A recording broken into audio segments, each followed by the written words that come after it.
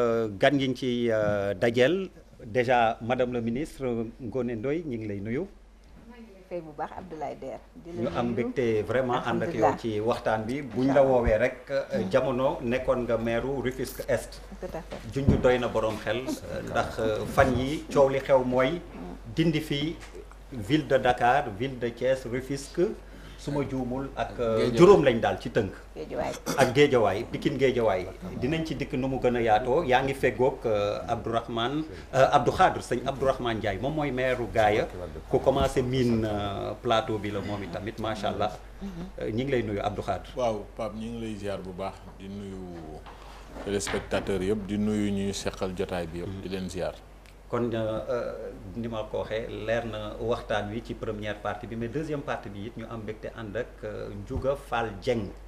28 ans liggéey na macha allah États-Unis mi ngi pharmacien clinique diggante fukki at yoo xam ni def nga ko tamit John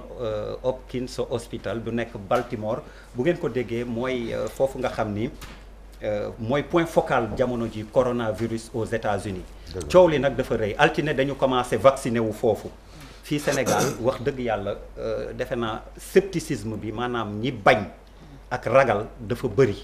ndax war nañ ragal ndax war nañoo vacciner wu loolu dinañ ci dikk nga indil ñu ci ay leeral ak lu waral États-Unis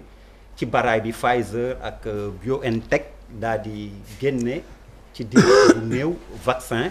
nit ñi nangu ko vacciné woo dinañ ci indi ay leeral kon Ndiouga Fall Dieng ñu am mbégte ànd ak yow bismillah.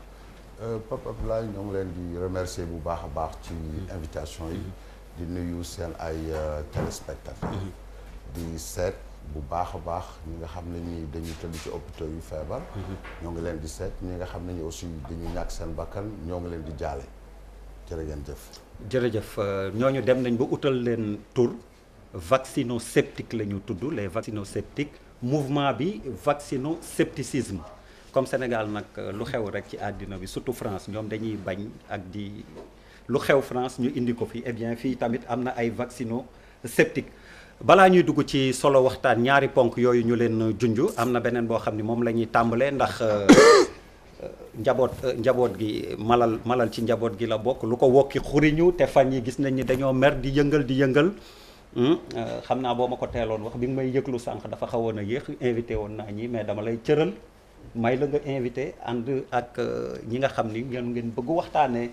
li nga xam ni moo leen tax yëngatu fan yi yëpp alors yéen dafa mel ni mesures yi ñu édicté yu bees yi ci corona bi baaxul ci seen liggéey te yéen a ngi yëglu. waaw dañu jàpp bon ñu ngi nuyu téléspectateurs yi waaw di wax ni en fait semaine bi boo xoolee il y a eu la coalition très rapidement dañu monter benn coalition des acteurs des artistes et des musiciens pour effectivement ñaawlu mesures yi nga xamante ne moom le ministère de l'intérieur jëmale ko ci ñi nga xamante ne ñooy yëngu ci dans le monde du spectacle wax ni effectivement salle de spectacle yi dañ leen di tëj concert amatul parce que depuis pandémie bi effectivement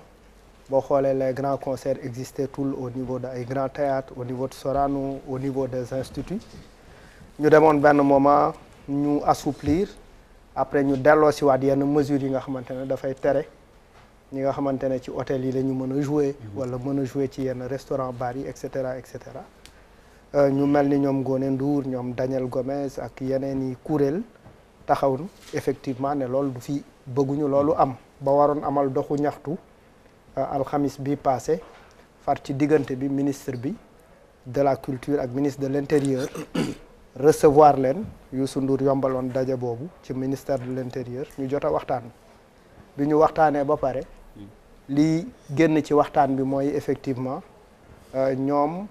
dinañu dellu siwaat ci ñoom wax leen effectivement lan la ñu fas yéene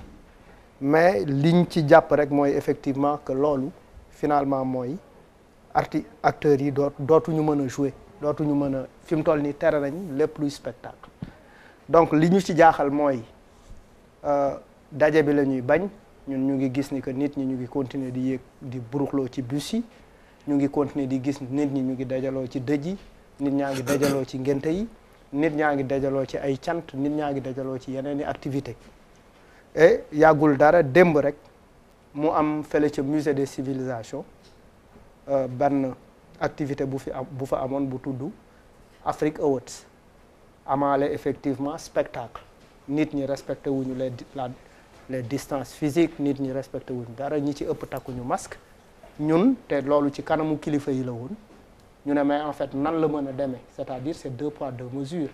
on interdit aux artistes de jouer mais quand les artistes doivent jouer quand il y a des artistes qui doivent jouer devant certaines autorités ñu concéder leen ko ñu ne nag ñun loolu mënuñu ko nangu moo waral dañuy amal doxu ñaxtu semaine prochaine pour vraiment ñaawlu loolu parce que artistes yi quand même c'est vrai il y a eu l'aide ci affaire u Covid et cetera mais loolu mënalul dara artistes yi ay seen lim dafa bëri am na ñi nga xamante ne ci seen guitare la ñu compter pour dundal seen jaboot pour man war nañu xool comme niñ ko ubbilee sport bi waxtaan ci benn protocole sanitaire war nañ aussi xool pexe yooyu pour que effectivement artistes yi mën a retrouver waat seen job jouer. mais Yérim le sport bi muy jël en référence est assez spécifique quand même. par rapport ak spectacle yi muy wax est-ce que. waaw xam nga même li artistes sénégalais yi di wax moo am fépp tey boo demee France artistes yi ñu ngi def ay collectif aussi di wax parce que aussi c'est vrai que feebar bi dafa yàgg te ci ñoo xam ne ni ci spectacle la ñuy dund toog at liggéey ñu dafa metti problème bi nag mooy tey est-ce que bu état bi nangu woon pour artistes jouer est-ce que dañ mën a respecter gestes barrières yi loolu mooy affaire bi parce que deuxième vague bi gis nga ni muy ñëwee dafa am doole soo xoolee yeneen dafa am doole lool bon te boo bëggee boole nit ñi fenn pour ñu jouer dafay kii et puis Sénégal aussi amul yenn salle de spectacle yi malheureusement nit ñi ci ay boîte wala ay hall hôtel la ñuy dajee xam nga su doon dëkk boo xam sax am na ay salle de spectacle yu mag nga xam ne ñu bari nañ fa mën a xaj wala yu demee noonu daal en tout cas daal man je pense que il faut nécessairement moom un compromis bu fekkee ni ñii mënuñoo jouer il faut état bi sax pexe xool lu leen di jox au moins comme France nit ñi def rek les intermittents du spectacle xool nu ñuy aider nit ñi bu ñu joué wul pour ñu mën a dund sinon affaire bu continuer nii vraiment dina métti ci ñoom. expérience nga am ci monde de musique lan nga jox comme solution Bouba. waaw c'est vrai que c'est compliqué bon d'ailleurs da nga may rek au début moom ma xaw a comme temps yi à chaque fois rek chaque vendredi dañuy am ay tiis yoo xam ne daf ñuy arrivé 2020 bi dafa metti trop donc occasion bi la ñu am. pour aussi yu bëri loolu moom mooy kii bon may njëkk jaale sama benn papa boo xam ne la dernière fois dama ko pas fàtte mais comme dafa tàngoon bii passé yëngatu bu baax a baax moo tax ñuy fàtte yenn affaire may fàtte sama papa bu tudd Basirou Ndaw nekkoon directeur u LONASE ay doomam nekk sama xaritu benn bakkan Moustapha Zal Pape El Hadj ak Samba ñëpp vraiment di ko jaale Sénégal yëpp di ko jaale waa Mbacké di ko jaale waa Touba parce que ku amoon njëriñ la ci askan wi donc muy vraiment perte bu diis di aussi jaale sama cousine Mariama Mboup nga xam ne suñu yaay ñoo bokk moom tam mu wàññeeku aussi profiter di jaale Ndoye Bane nga xam ne il y a 2 mois ndeysaan la ñu dem ci tudd bébét Degen Chimère mu nekk lu symbolique lu mu defoon mais yàlla moom bu soxlaa ñëpp ñàkk donc am na ku am 100 ans di dund ku am 2 mois mu yóbbu ko moo lay wan ni à la fin de la journée moom rek moom mooy décider donc ñu ci profiter rek di leen jaale ñëpp vraiment di ko naxarlu di wax que ni effectivement c'est difficile pourquoi mu difficile mooy quand même bi Covid bi jógee les artistes ont répondu présent loolu moom bi mu njëkkee fël la artistes yi def nañu seen warugar wax fa dëgg yàlla dañu taxaw temb donc koo xam ne bu dara jógee nga bàyyi lépp ci sensibilisation bi ci communication bi yëpp nekk si moom mooy je pense que li nga xam ne mooy wér-gu-yaramu nit ñi yitteel nañ leen et li ma doon seetaan la dernière fois dama gisoon que ni am na taxawaay boo xam ne ñoom seen association bi taxaw nañ ko bi ñu waxee ministre bi ba topp ci ndigalu ministre ne leen bu évoluer par rapport ak évolution yi dinañ mën a jël ay compromis mais pour man absence de compromis bi mooy problème te dama ko fi wax jàkkaarloo à chaque fois boo bëggee di tere nit yi dara yow sa bopp yaa ko war a njëkk a doxal boo mënoo ne say doom bu leen naan sàngara ba pare yow boo leen koy wax da ngay màndi ba tëdd suuf mënul sotti donc am na ay actes yoo xam ne état dafa war a intransigeant parce que sinon lépp loo promettre nit duñ ko gëm parce que yow bu la arrangé mooy que amul problème bu la arrangé wul c'est un problème bu fekkee ni dañu jël si pour man am na ay endroits fermés effectivement il faut ñëpp responsable quand même pour ñu xam que ni mbas mi du yëfu caaxaan c'est très difficile maintenant boo demee si benn hôtel bu artiste yi di jouer nga arrêté groupe bi jouer ba pare ne nit ñi toog foofu toog leen ngeen continuer rek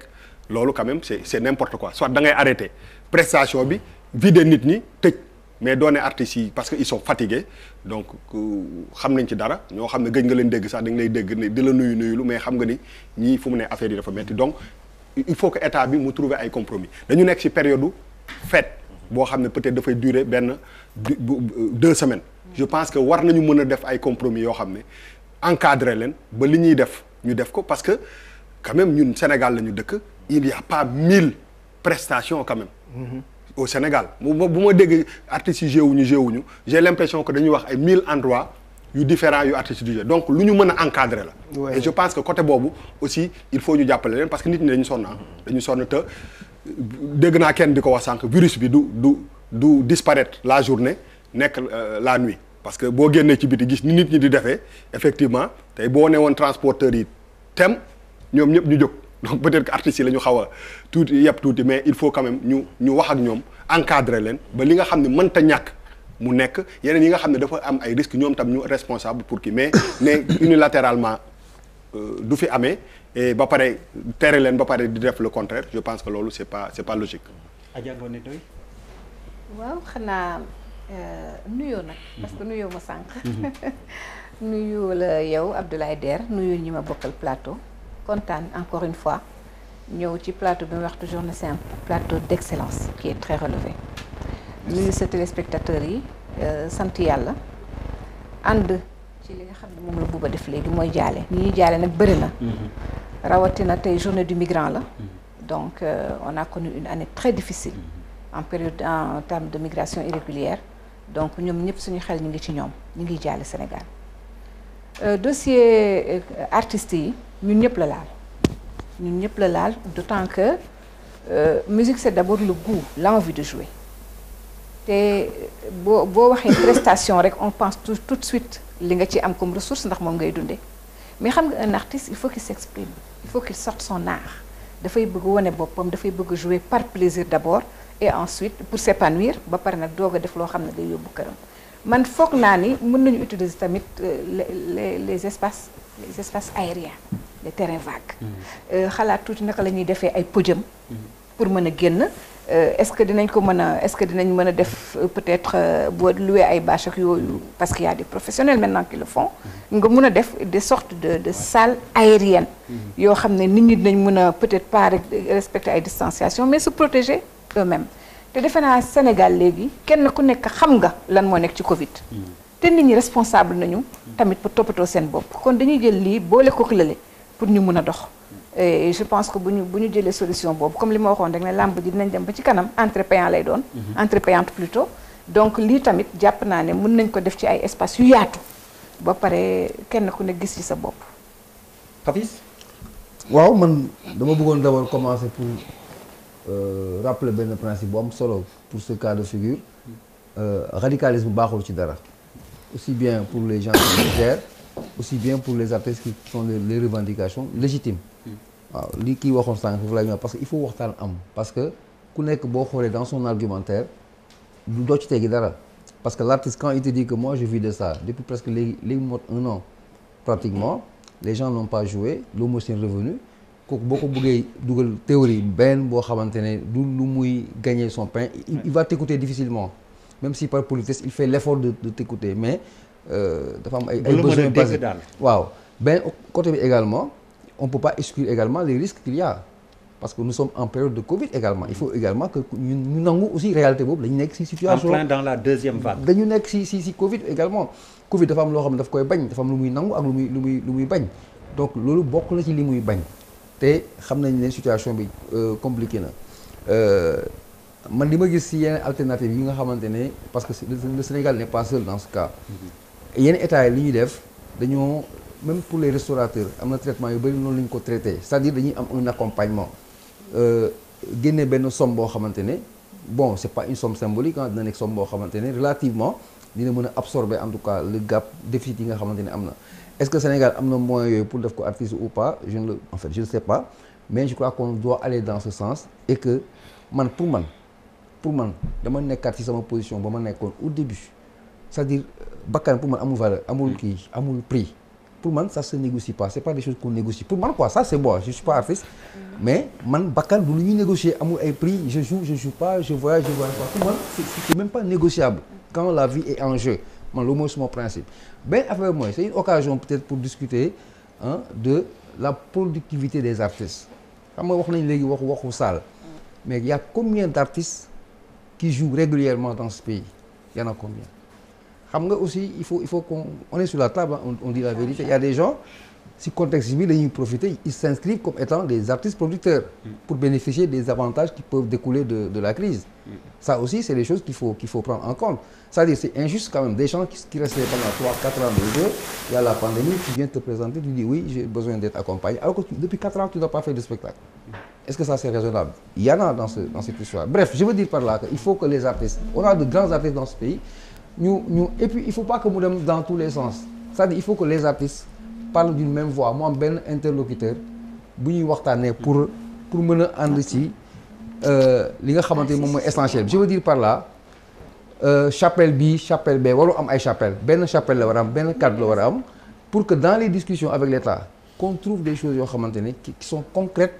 et qui peuvent ça peut pas régler le problème c'est vrai mënul régler le problème artistes yi actuellement mais dina au moins atténuer sensiblement seen peine à l'image des autres secteurs qui sont également impactés. ci Papa Djibi laa bëggoon dem muy Serigne Papa Djibi ak sañse muy mel ni Serigne buy waaj ziar waaw loolu laa ko bëgg a xoolal il sera épargné parce que Serigne la ah micro la ñuy non dinañ la épargné. yaa ngi sa bëgg Serigne bi non. waaw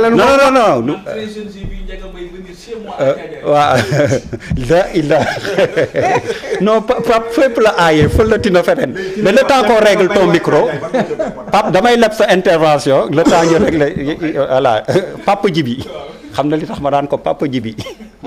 alors sëñ Abdou Khadre bismillah suñu artistes yi loo leen di wax. artistes yi ñu ngi nuyu ñëpp di sant ñëpp di gërëm ñëpp puisque ñu ngi ci dama doon xaar ba ñu aborder thème décentralisation. ma jaale un grand militant de la décentralisation. ñu bokk dëkk Waalo le maire de Ross Béthio. Amadou Bekay Diop. je pense que mi ngi yàlla nga ko jël semaine passée. donc dimanche voilà dama doon xaar ba ñu yegg chapitre. mais puisqu'on est dans la foulée. te waxu. yàqu ci dara bakkan bu dem dafa diis. ma langaaw ma ci barke wax ku sellu buuba boobu rek. comme ça ñu ñaan yàlla mu gëj fi lool. amiin te buy am na yéex yi ñëpp dara rafet. amiin pour mbiru artistes yi affaire bi je pense que war na mun a simple ndax lu ñu dundoon la ba pare. léegi nag mu des question de ressources la question de possibilité question de débat la. Souvent état dina bëgg def dara mais bu ko defee day xaaral jurisprudence bi c'est-à-dire y a combien de groupes organisés et cetera donc ay prise de décision li ma xam mooy volonté baa ngi fi ak yéene bi ak prédisposition yi mais il faut que nit ñi jël temps waxtaan ñu bañ ko def loo xamante ni diggéey tay la rek pour nit ñi bañ a marche mais ñu étudier ko ba ëllëg bu ñu lu ci engagement bu ci état jël mu mën ko assumer jusqu'au bout maintenant je pense que les technologies tey aussi le président Youssou Ndour gis nañu am na formule mu fi trouvé woon. waaw loolu aussi à côté du plein air fii benn exemple mais mën nañu xool tey boo xoolee làmb ji am na ay cotes yu ñu doon joxe man tey su ma nekkee fan view voilà su ma nekkee fan mooy payer pour voir mais quoi su fekkee Fou Malade su fekkee Fou Malade non monsieur le maire xalaat du tuuti technologie bi ngay wax foofu dafa xat yéen déjà non solution bi ngay ébauché ñi jàpp nañ ne amul xaalis bëriwul xaalis bref xoolal non bref artiste bu am ay fans la wax de am ay fans dëgg. waaw non non mais non ñëpp yamuñu ci. monsieur le maire génnal foofu. entre autres pistes. c'est des artistes non bàyyil boobu. entre autres pistes c'est des artistes. yaa ngi dugg ci terrain boo xam ne mais bul xeebal kenn soxla terrain glissant xalaatam ren ko xeebal et xalaatam. puis sax xam nga tamit dañuy wax artiste Sénégal c'est un terme bu xaw a doy waar parce que boo demee ci région yi ñun ci suñu réew ya ca gox yaak goxaat yi borom tama yeeg ñi mband ak ñi def ak yëpp ci lañ bokk donc c'est très complexe c'est-à-dire boo ko joxee benn star bu mel ni Fou Malade nga ne ko demal jouer fële munoo dem benn ñoxor bu nekk Richard Toll nekk xumma muy réewu cosaan nga ne ko te Pape Abdoulaye Der am fa ay maam nga ne ko man ko bul géew tagg bi nga war a donc il faut ñu moduler affaire yi xam ni du lu simple mais en tout cas daal ñu ngi leen di encourager ci waxtaan li ngeen def aussi c'est ça votre rôle boo leen gisee yoo nga xam dafa xaw niroog incohérence gëw ma nag autorité di organiser spectacle mën nañu organiser dara spectacle am fa par inadvertance je dis mën na nekk et dañu leen koy nangul mais loolu bu amee aussi la vigilance citoyenne mooy et la responsabilité mooy ñu tirer les conséquences pour mu am cohérence d'ensemble dans l'action mais grand foofu peut-être tu as rapidement Malal foofu tu as émis tour de table la de. foofu da nga émettre benn opinion dama xalaat rek loolu warul mën a nekk daal non dafa dugg suñu terrain non dafa c'est-à-dire dafa am fa cokkaas. il y a eu benn événement bu tudd Afrique Awards au musée des civilisations avec un orchestre qui joue en présence de nos autorités donc loolu ce n'est pas quelque chose qu'on a inventé. mais objet initial u manifestation bi lan la woon c'est pas important. c'était pour donner des prix ou bien c'était pour tëgg tam. mais virus bi dafa xam différence entre tëgg tam ak joxe prix. non bien sûr. non un orchestre a joué. ñaar yëpp am solo damay laajte rek. benn orchestre joué na et il y a eu du public c'est-à-dire 2 poids 2 mesures du yoon. on peut bel et bien dire que cas yi ñu ngi jóg. les artistes c'est des agents de mobilisation des masses dañuy sensibiliser de manière assez bénévole taxaw def ay œuvre pour nit ñi pour dàq mbas mi mais quand même booy tere fii da ngay tere fee. dëgg la bëgguma yàq timing bi mais xam nga la subtilité et les détails l'objet d'une rencontre elle est importante booy dem wut autorisation di organiser rek da ngay wax damay gàmm damay conférence damay def naa man foofu rek laa doon waxee mais nangul naa la ndax la nga ca xam xaw na objet bi ngay bàyyi objet principal bi non objet principal c'est pas important. mais monsieur le maire li mu wax dëgg la virus bi. virus dafa xam objet. virus bi ne xamul s'intéresse pas sur l'objet. ah non mais xam nga la perception non virus bi xamul il ne s'intéresse pas à l'objet. dañuy wax ñu dégloo fu nekk la perception le virus man je trouverais totalement irresponsable une autorité bu wax nit ñi bu kenn tëgg ngay defar loo xamante ni yow wóor na le objet principal bi tëgg la moo tax ma insister ci loolu maintenant bu ci raxee nañ ko seppi mu bañ ci amati kon ñu wax yambaas bu yàqul sera bu dul yëpp baax na alors pour on a un spécialiste en l'espèce en attendant qu'on me confirme que micro Pape Djibril baax na Pape Djibi alors merci beaucoup. il faut que wax nit ñi lan moo tax nga Pape Djibi aussi. je vous dis là ci artistes yi. waaw très rapidement certes artistes yi la touché. mais da ngeen di xam benn mbir. dañu nekk ci feebar bu nga xam ne bii première vague bi dikk na première vague bi bu mu dikkee li mu doon métti tere nañ ñoo dem seet suñu mbokk yi ci région yi tere nañ ñoo bay suñu tool yi tere nañ ñoo génn guddi muy am ay couvre-feu. bon yooyu yépp nga xam ne ay restrictions la yu metti woon ci ñun bon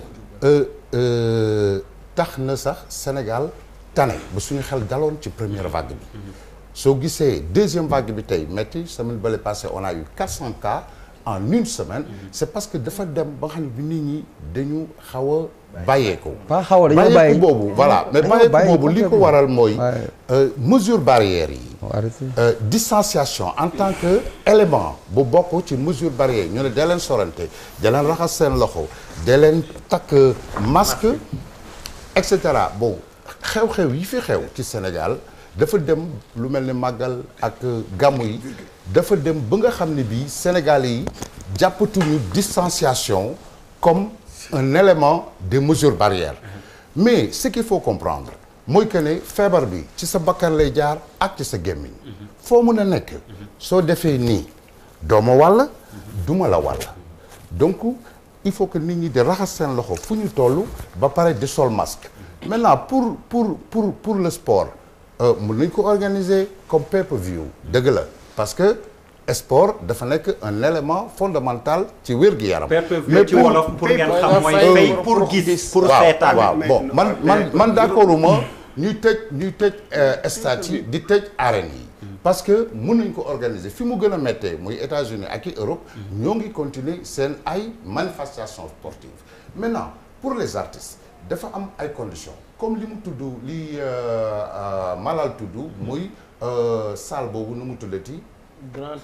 Grand Théâtre Grand Théâtre par exemple dafa nekk benn environnement bu nga xam ne bii mun nga ko pulvériser mun nga def ay lumière ultraviolette mun nga imposer que tout le monde mette le masque nga def ay sécurité ku solul masque nga génne ko mais su fekkente ne artistes yi par exemple dañuy dajaloo fu nga xam ne fii condition yooyu mënuloo ko réunir kon jaxasoo bi dafay bari mais ak nu mu mën a demee su fekkente ne nit yi bàyyi nañ leen ñu sol seeni masque ñëpp masque ah war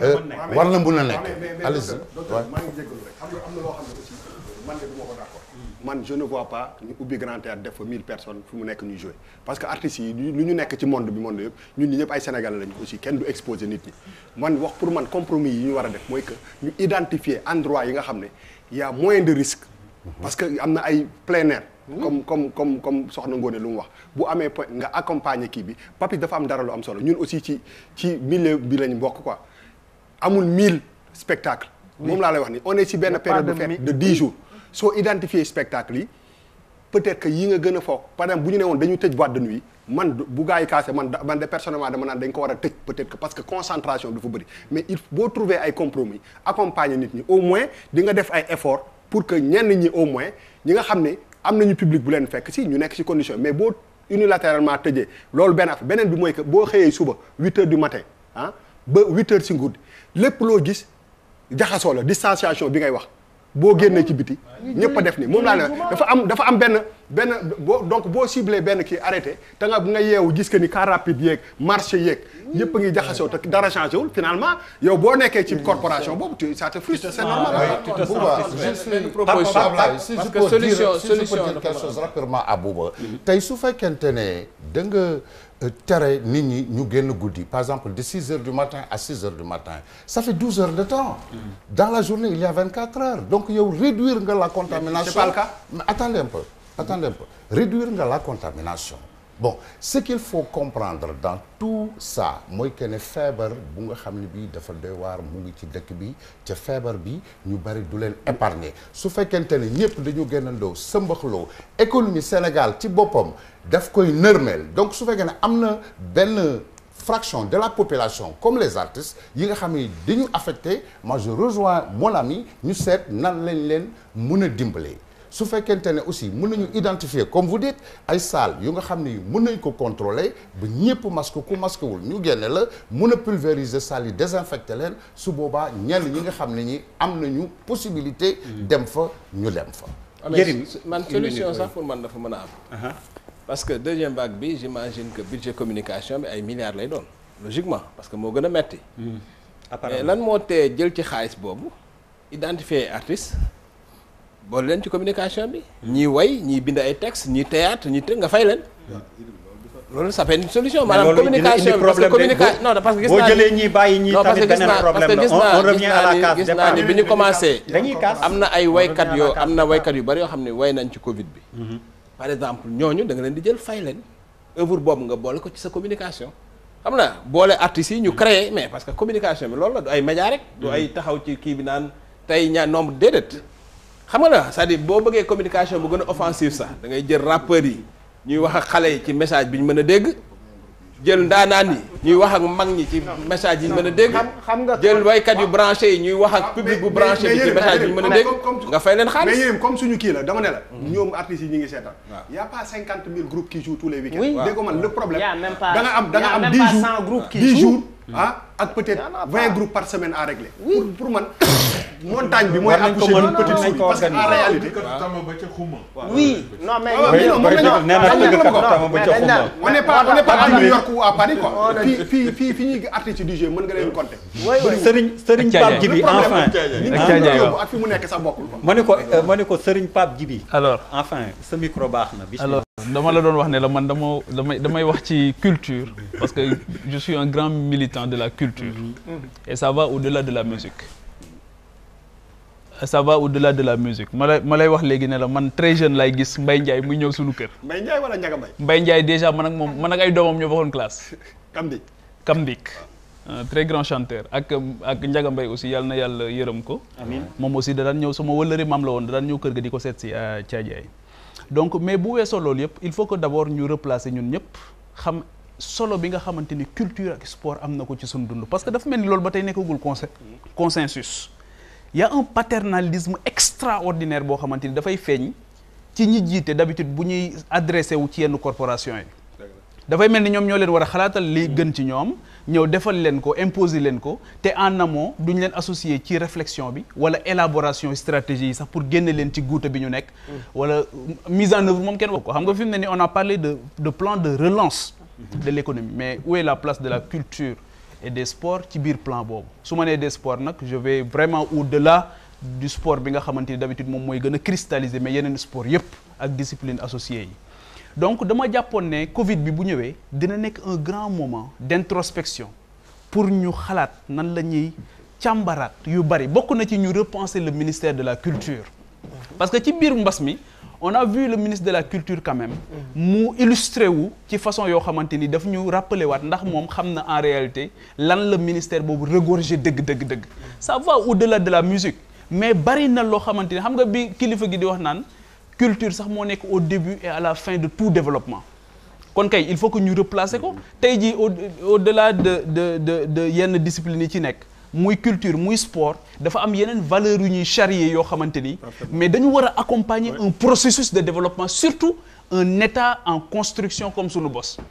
bi nga xamante ni pas émergent monsieur le maire du d'accord ak man mais candidat à l'émergence quand tu es candidat à l'émergence dafa war a am yoo xamante ni waroo koo mën a bàyyiwaale donc pour man saisissons l'opportunité ñu dem au-delà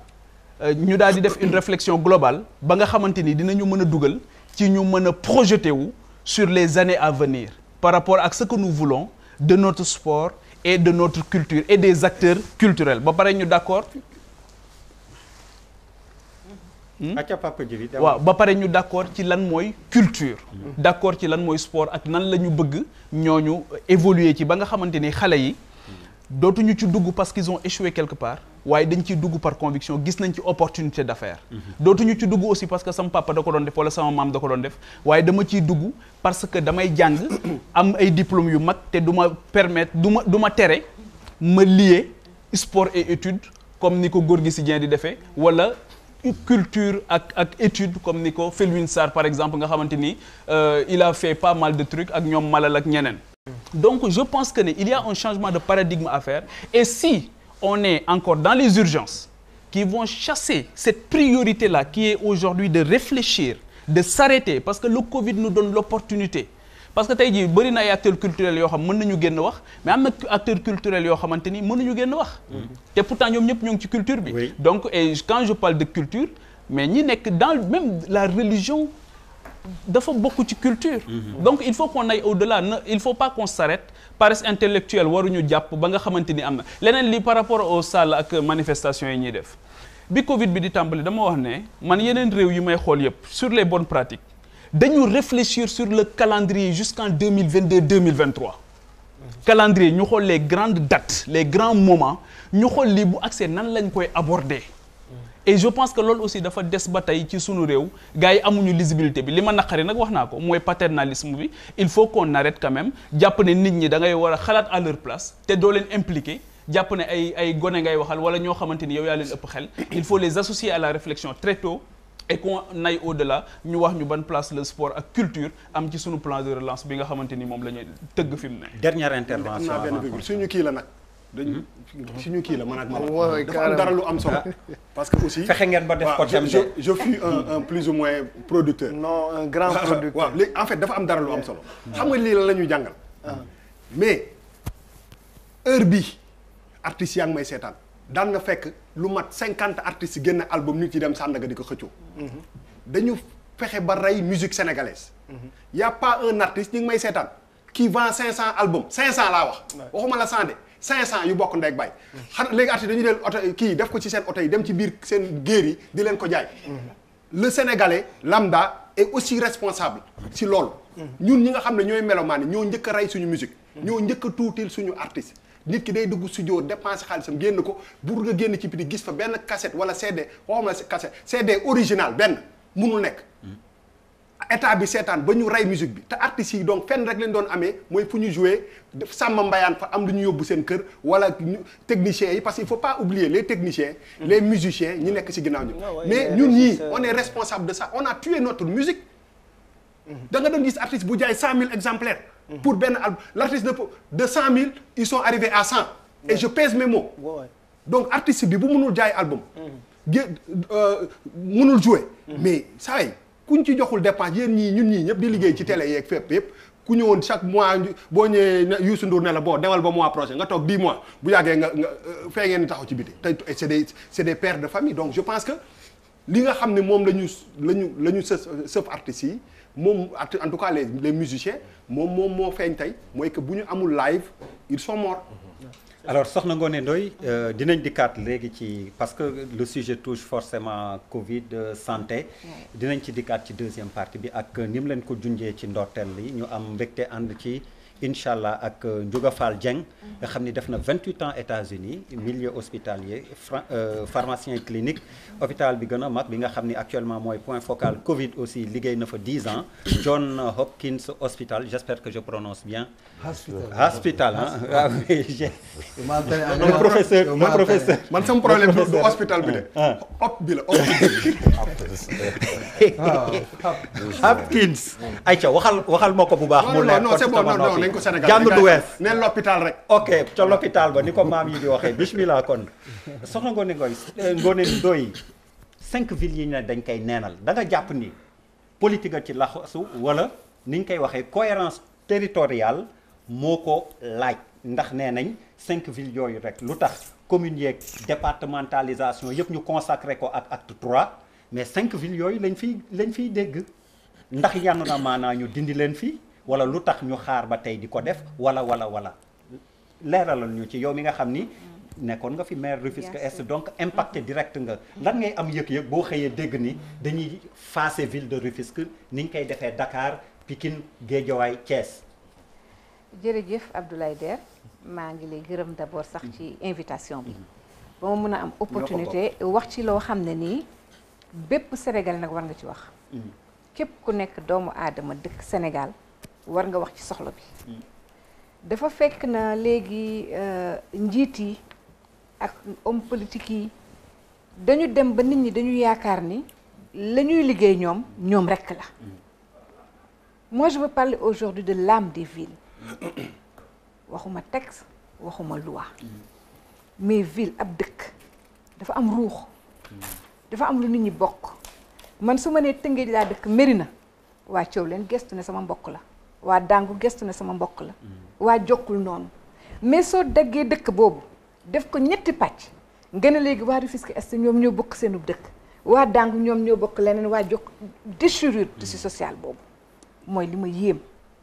ma yéem mooy ciment bi nga xam ne président de la République le président Macky Sall dinaa ko gërëm ci kanam ndax il nous a reçu ce matin dama ko déglu Siride bi ñuy def le prix pour Macky Sall le prix pour le dialogue mu wax ni il nous faut une nation sénégalaise une nation mooy lu ñu boole bokkale ñu te kenn mënu ko xayma kenn mënu ko téye mais loolu ci ville yi la commencé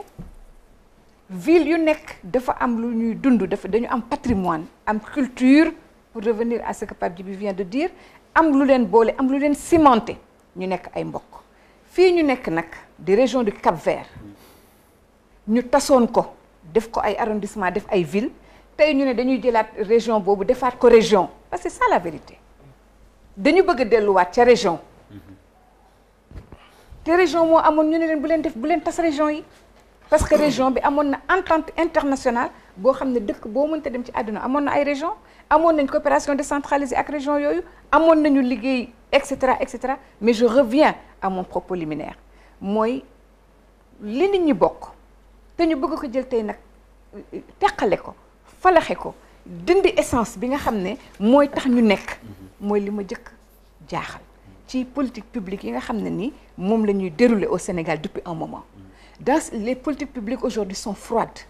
les politiques publiques ne sont pas humaines c'est-à-dire dañu manqué yëg-yëg dañu ñàkk dugal doomu aadama bi ci biir orientation yi ba pare duñu déglu mandat yi nga xam ne ñoo tax ñuy liggéey xam nga amul benn homme politique bu taxaw bi muy wut wax ne bu ma faloo ba pare dinaa def lii ci ville wala ci arrondissement wala ci fenn amul da ngay falu ba pare jël baat bi ñu la jox nag nga doxale ni la gën a ni la neexee donc jàpp naa ne loolu aussi waaw ni nga jàpp ne moom ngay defee rek parce que man dama bëgg rek yem ci li nga xam ne mooy l'aspect social et humain de ce projet la boo xam ne day boddi compter ay nit ak ci biiru mbokk maanaam day tasaare ay nit ñu àndoon day jindi waa mbott duñu bokkati ak waa mbotti pom duñu bokkati ak waa Ngor duñu bokkati ak waa Wakaam maanaam dañu ne ñoom amatuñu benn ciment les autochtones que nous sommes nous de Dakar qui ne quitteront pas Dakar ñu suñu ndey ji réew la ñu ne dootuñu fi am parce que ndey ji réew mooy men mi nga xam ne fa la nit ki di nampe li mu soxla mais su fekkente ne tey dañu dem ba amatuñu ñun lu ñu boole loolu daf ñuy jaaxal loolu mooy ñi nga xam ne ñun baax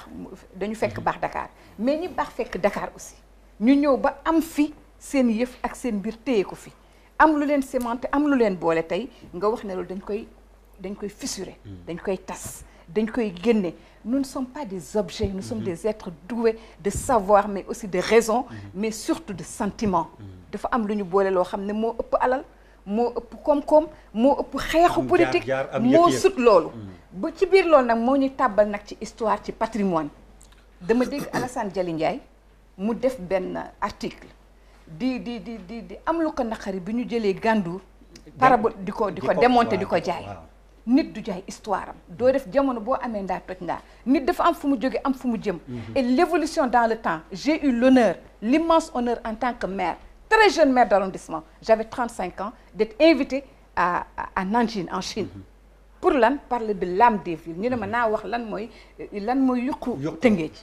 lan mooy yuqu bi lan moo ko tax a jóg la culture sooy dugg autorité après dañu bind Rufisque ville culturelle dafa am jaar-jaar dafa am lu mu def dafa am histoire waxuma sax bi ñu bokk fii ci Sénégal mais bu ñu bokk ak AOF am les waaf am kii wu gerte yi am point am leneen loo xam ne dañ ko war a wax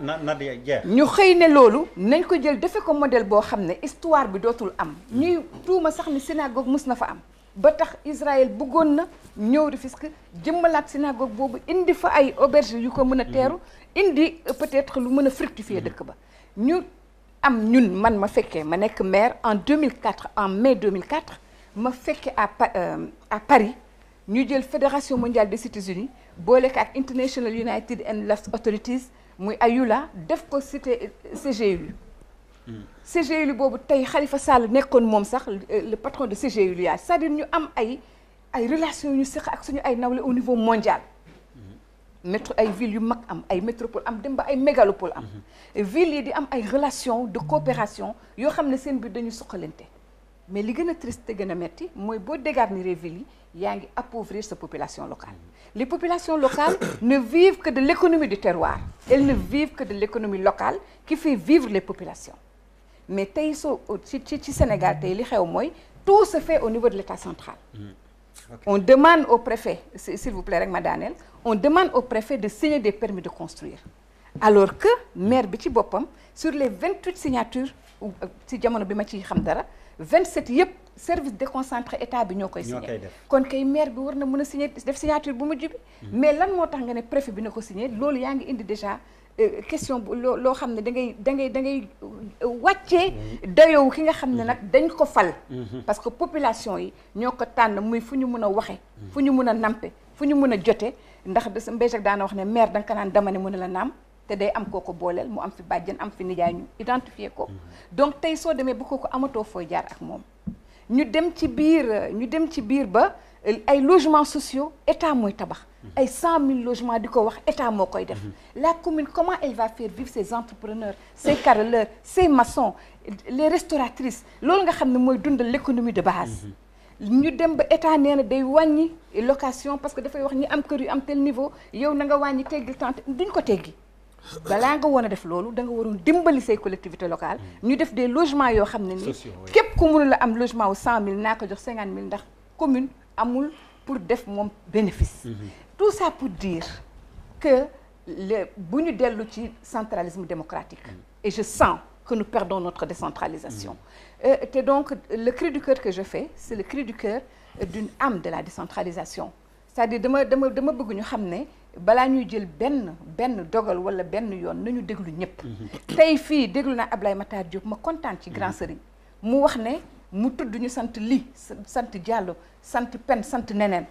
bañ a tudd ñi sant Pouy ñi sant Ndoye ñi sant Diagne ndax lébu moo toog dalal ñëpp joxe kër yi maye soxna yi jël imaama yi joxe ko ba ñëpp toog nous sommes la plus vieille démocratie d'Afrique tey ñu ne la amatoo fi sax foo dem waxee yow mi nga xam ne yaa taaju day xaw a alors diis. plaidoyer vrai plaidoyer la soxna Adja Ngoné def mu njëkk ci cadre après nag ñu pencoo mbir mi décentralisation bi bu ma koy tënk ni mu wax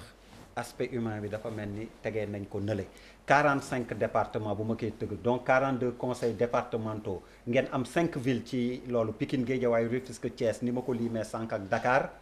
te bu ñuy seet tamit conseil de ville mi ngi am rek ci Thiès ak Rufisque ak benn conseil départemental foofu ca Thiès exigence de corriger comme on dit cette histoire là lu tax tey mu jékki-jékki rek fës ci seen bët ndax politique lalu ko moo tax ñëpp soupçonné ni politique galgalu politique ngeen dugalati.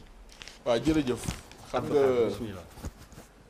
ñun décentralisation yàlla dafa dogal ñu am ci passion di ci exercer ay responsabilités di ko dund tamit gëm ko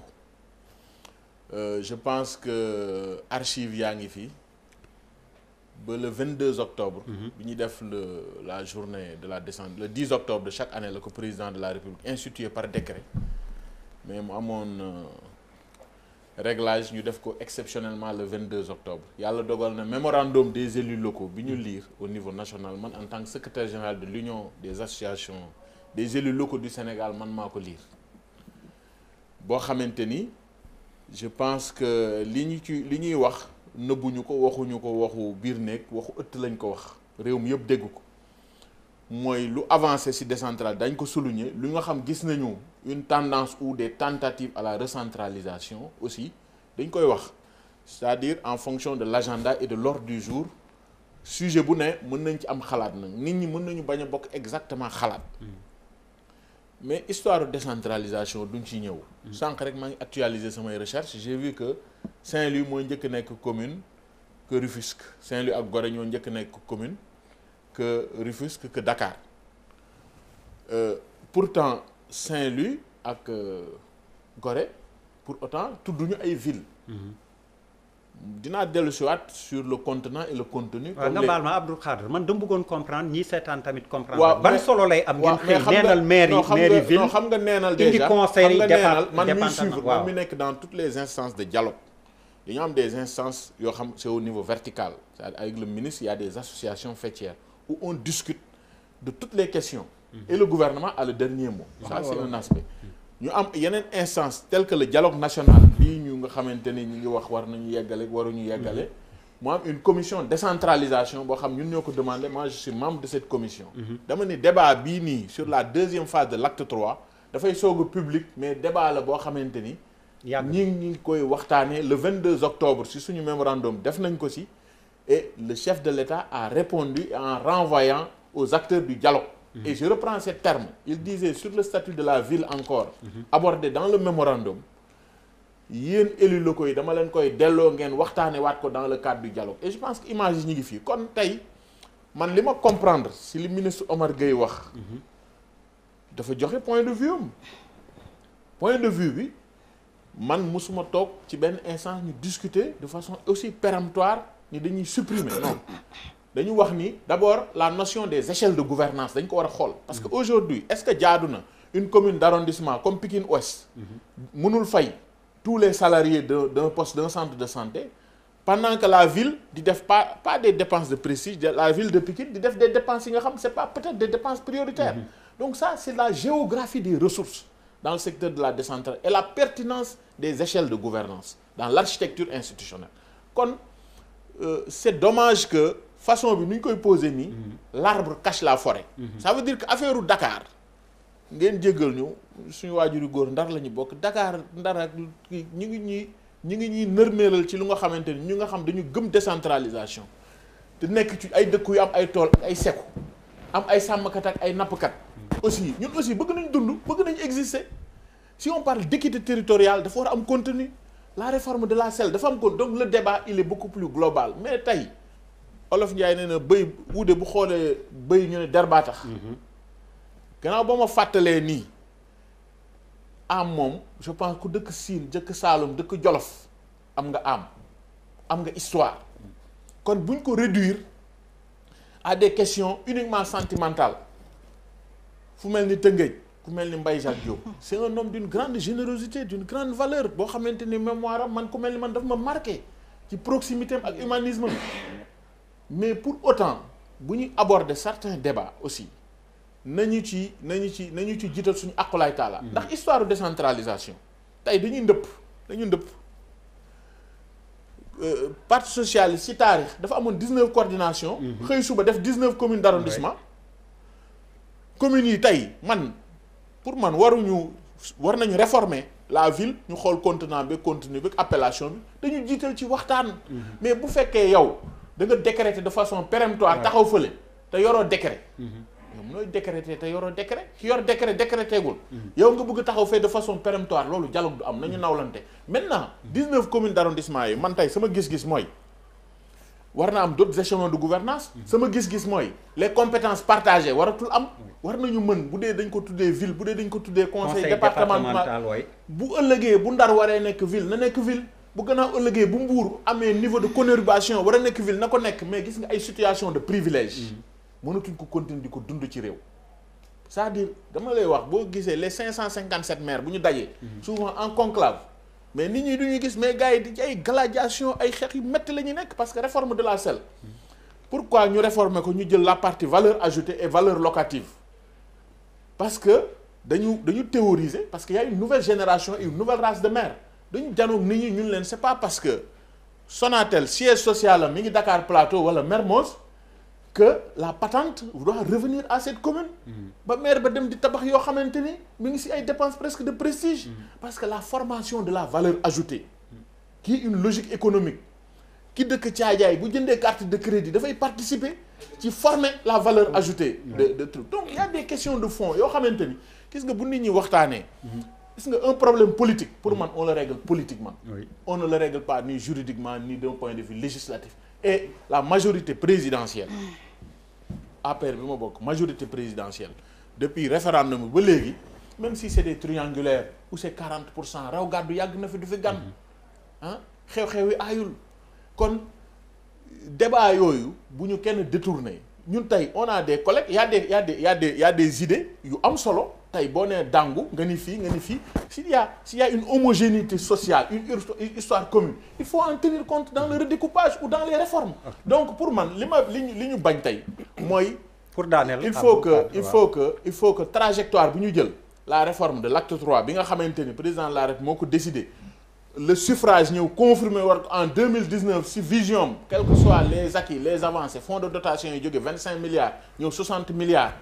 ñu phasé réforme bi parce que y a la question des incohérences territoriales dañ ko war a corriger parce que communauté rurale mënoon na wër jéggi ay communes mais commune mënul wër di jéggi moromam ak di ko wër ndombo donc y a des questions de fond yoo alors que am na ci question du simple rek xam nañ Gandon Niaguis Gandon Saint-Louis Niaguis gars yi bokkal dag donc y a c'est général donc moo taxoon sànq ma ne c'est dommage bu ma ci wax ak certains collègues que l'arbre est en train de nous cacher la forêt. Mais dañu war a finaliser la deuxième phase de la réforme, c'était la communalisation intégrale, la suppression de la région, l'érection du département en ordre de collectivité. Aujourd'hui, on doit être plus ambitieux pour aller vers des formes de métropole. Alors Pape Djibril dinañ ci dikkaat nga expliquer ñu en plus en détail def ay réformes consolidantes. Abdou Khadre mais loolu nag mënul nekk lu dul ci waxtaan. oui ci waxtaan bu fekkee balaa ngay pes gémmiñ mi ngi woote xam lu mu wëlis. nee na balaa ngay pes gémmiñu sàmm xam lu mu wëlis le débat il est politique pour yow wala cohérence bi ñuy territoriale bi ñuy convoqué lu yanu maanaa la. waaw alors sama xarit moom wax na ba pare monsieur le maire mais franchement pour man déjà jargon technique bi muy utiliser pas accessible day gën a te expliquer li mu taxawaayam ak li mu wax tëgg wëndeel bi daf ko gën a dafay expliquer sax lan moo tax décentralisation ba tey mu toll fii ndax xëy na bu fekkee ne da nga bëgg askan bi nga tax ñoom ngay def décentralisation parce que la décentralisation en réalité c'est pas une fin c'est juste un moyen pour permettre quand même nit ñi li nga xamante ni ñoom ñoo ko moom ñu mën ci jëfandikoo ni mu waree te loolu nag mooy difficulté majeure boo xamante ni am nañ ko soxna Ngoné Ndoye sama bàjjen bi man ak moom daje nañ fële ca Ifrane 400 kilomètres de Casablanca. boo demee yow loolu kañ la woon. daaw jéeg. man fàttali. bi mu fi ñëwee léegi fii li fi nekk ñëpp dama ne yëguma ko war nañ ko xool yow il faut ñu xool sa daaw presque daaw jéeg quand même maa ngi fàttali ko man yëg naa ko je te couvre Pape Djibril vas-y. mais bi ñu demee foofu moom mi xam na ne. foofu réalité de centralisation da nga koy gis lépp loo soxla ba ndox bi ngay fekk ci toilette bi ngay jëfandikoo ay na différent lañ ci bind de l'eau différente lépp loo soxla loo war a jëfandikoo nga xam dina la permettre nga passer un excellent séjour lépp c'est made in Ifrane waxuma la sax Maroc de waaye ca biir Ifrane nga koy fekk yaa ngi dégg donc loolu pour man marketing territorial bi nga xam dañ koy tudd fii boo ñëwee daanaka c'est une réalité sans nom wala fële waaye boo demee fële c'est un nom c'est une réalité fële fii c'est un nom sans réalité fële c'est une réalité sans nom parce que d'habitude fii li ngay gis ci sunu gars yi et puis mu ñuy sonal souvent mooy que d'habitude bu ñu tuddee dara def ko slogan rek mooy yëg nañ ne amul parce que am na loo xamante ni pour man jarul tudd da nga koy def nit ñi teg ci bët la décentralisation ñun ñi nga xam yépp dañu jógee ci kaw gi dañu xam ne c'est un vrai problème te honnêtement défi yi ñu ci amoon ak taxawaay yi nga xamante ni moom lañ ci bëgg ba nga xamante ni loo sori ndakaaru capital bi di nga lépp loo itteewoo di nga ko am donc fondamentalement foofu ay jéego yu baree bari des na fa loolu moo tax bi ñu indi mbir yi yu baax yépp yu bakkane yépp ñu indi ko Dakar jàpp ne parce que sur 0,3% on s'est retrouvé avec plus de 25% de la population may leen dañuy renverser questionnement bi dañuy war a laajte lan moo tax nit ñi di ñëw Dakar en réalité c'est parce que tout est à Dakar c'est-à-dire que le problème du def fi ay milliards ci BRT du def ci ay milliards ci TER du def ci ay milliards nu mu tuddati avec un aéroport ak yeneen yoo xamante ni ñoo ngi ko fi xalaat bugg ko fee def da ngay xool nan ngay génnee davantage yenn mbir yi nga bëgg a def Diamniadio ay milliards nga ne nan laa koy yóbboo Tamba nan laa koy yóbboo Saint-Louis nan laa koy yóbboo feneen mu ànd avec une dynamique d'industrialisation boo xamante ni dina permettre nit ñi ñu toog ci seen localité yi donc loolu mooy li nga xamante ni jàpp naa ko déjà ci décentralisation mu war a nekk esprit bi par rapport aux villes par rapport ak li Omar Gueye wax mooy paternalisme bi ma doon wax léegi c'est-à-dire une émission au détour d'une émission nga daal di yëkkati benn idée boo xamante ni dañu jàpp ne c'est une question sérieuse qui mérite toute la solennité requise bi nga xamante ni moom moo ci war parce que Omar Gueye lui-même moom victime la ci wàllu décentralisation à 2 reprises Malick Ba est encore ñoo ngi koy fàttaliku ba tey ci la ñàkk bakkanam yàlla na ko yàlla yërëm donc soppi ay mbir te waxtaanoo ci ak ñi ngi ci war a waxtaanal ñëpp xam nañ li mën a jur rawatina ci mbiru décentralisation parce que bu jógee rek dañ naan lan enjeu bi lan laa ciy gagner wala lan laa ciy perte maintenant la capitale c'est la capitale te honnêtement bu fekkee ne li ma dégg man Omar Gueye wax ko c'est-à-dire que c'est une incohérence boo xamante ni c'est sur le plan juridique le relever est-ce que aujourd'hui c'est à la ville de Dakar de s'adapter au texte wala au texte de s'adapter à la réalité de Dakar moi je réfléchis même pas 2 fois pour man ki def texte bi en 2013 l'acte 3 de la décentralisation mais nañu corriger loolu rek c'est tout ñu bàyyi réalité bi nga xamante ni Dakar symbolisé na ko wax nañ ko léegi du point de vue patrimoine du point de vue diplomatique du point de vue ak contenu bi nga xamante ni yëpp gis nañu franchement sous Khalifa Sall que je connais que de loin mais gis nañ ne sous Khalifa Sall la ville de Dakar amoon na benn stature boo xamante ni su fekkoon ne ville de Rufisque am na ko ville de Pikine am na ko ville de Guédiawaye am na ko mais je suis sûr et certain que parce que ñetti critères yi tax ñu xool ndax ville bi am na solo pour ñu dindi ko wala ñu maintenir ko ndax am na efficacité ndax am na efficience ndax am na inclusivité par rapport à la prise en charge des préoccupations et des aspirations des populations mais consultons les populations l'acte 3 de la décentralisation li mu waxoon tey mais nañu ko natt lan la ñu waxoon dañu wax ne dañu bëgg ay villes ay territoires yu compétitifs porteurs de développement durable mais où est la compétitivité aujourd'hui de Thiadiaye wala de Gaaya wala de feneen yaa ngi dégg Gaaya bi monsieur le maire jógee mais la mu am ci patrimoine culturel kenn xamul ni mu toll la fa jot kii dama koy témoigner aussi liggéey bu am solo la fay def dans ce sens là man dem naa fa 3 fois di def sur les pas de Seydi Hadji Malick mais boo fa demee da ngay xam ne lii waruñu ko bàyyi sax benn mairie mu koy jox ndax réew mi yëpp ko bokk ndax patrimoine historique ak culturel ba fa nekk donc am na ci yoo xamante ni pour man il faut que ñu waxtaanee ko mais il faut que ñu d'accord sur la réalité du terrain ñu adapté ci texte yi te bàyyi texte yi nga xamante ni d'habitude bu ñu koy bind dañ ciy dugal ay galgal parce que boo seetloo Ousmane Tanor Dieng yàlla na ko yàlla yërëm bi ñu defee l'acte 3 de la décentralisation en 2013 le 29 juin 2014 ñu dem ci élection locale man seetaan naa benn émission ak Pape Alé Niang face to face waxooma pilu face mu wax ne ci acte 3 de la décentralisation amoon na une volonté ñàkk loo ñu ay mairie ay galgal yuñ ci roof dafa mel ni tamit ci texte bi dafa mel ni tamit dafa am ay galgal yu ci nekk donc encore une fois cela ne doit gêner aucunement d'avoir un grand maire à Dakar déjà ñun suñu état yi dañoo am jafe-jafe pour jël en charge soxla yi kon soo amee maire bu la teggil soxla yooyu un grand maire qui travaille qui a une vision qui a une planification qui peut faire bouger les choses sur le plan diplomatique dem ba nit ñi respecté ko maa ngi fàttaliku élection locale yu 29 juin 2014 mais pendant toute la semaine d'élection mais da ngay gis Anne Hidalgo moo ngi doon jàppale Khalifa Sall sol t-shirt boo xamante ni coalition Khalifa Sall moo ci nekkoon c'était important du point de vue rayonnement ak accueillir au Sénégal aussi de grandes manifestations mais pourquoi ñu bëgg a dindi loolu je ne comprends pas. Yérim bismillah ci waxtaan. Pape damay tontu ci ñaari point sama première partie réponse c'est purement technique après deuxième partie bi je vais parler de la politique. Du point de vue technique boo xoolee tey acte 3 de la décentralisation ville yi jariñutul dara c'est ça la réalité maanaam li ville yi doon gérer yépp dañ ko jël yóbbu ko ci commune de plein exercice c'est-à-dire Dakar par exemple il y a 19 communes yoo xam ne nii seen lépp compétence yu ci ëpp ville bi moo ko doon def loolu moo tax d'ailleurs Khalifa Sall amoon doole Dakar soo xoolee aussi acte 3 dafa ñëw rek maire yu bari yu mu contrôle woon dem seen yoon parce que moom moo yoroon koppari yor compétence yi di distribuer yëf yi bon xeexu politique nag moom xam nga ndeysaan dafay tuur deret te day tuur rangooñ xeexu politique dafa metti donc parce que Dakar bu ñu waxantee dëgg monsieur le maire dégg naa li nga wax bu baax da ne l'arbre qui cache la forêt mais Sénégal benn commune rek la am muy Dakar c'est ça la réalité parce que yeneen communes yëpp amuñu moyen pour def quoi que ce soit. Oui. Dakar nag day def commune boo xam dafa am moyen am xaalis positionné wu ba pare ki yor commune Dakar daanaka président de la République moo ko ëpp doole fii ci réew mi. moo tax ngeen war ci wax ndax ñeneen ñi am. defal ndànk rek. ki yor commune Dakar nag dafa dem ba benn moment yoonam ak yoonu président taxali ko.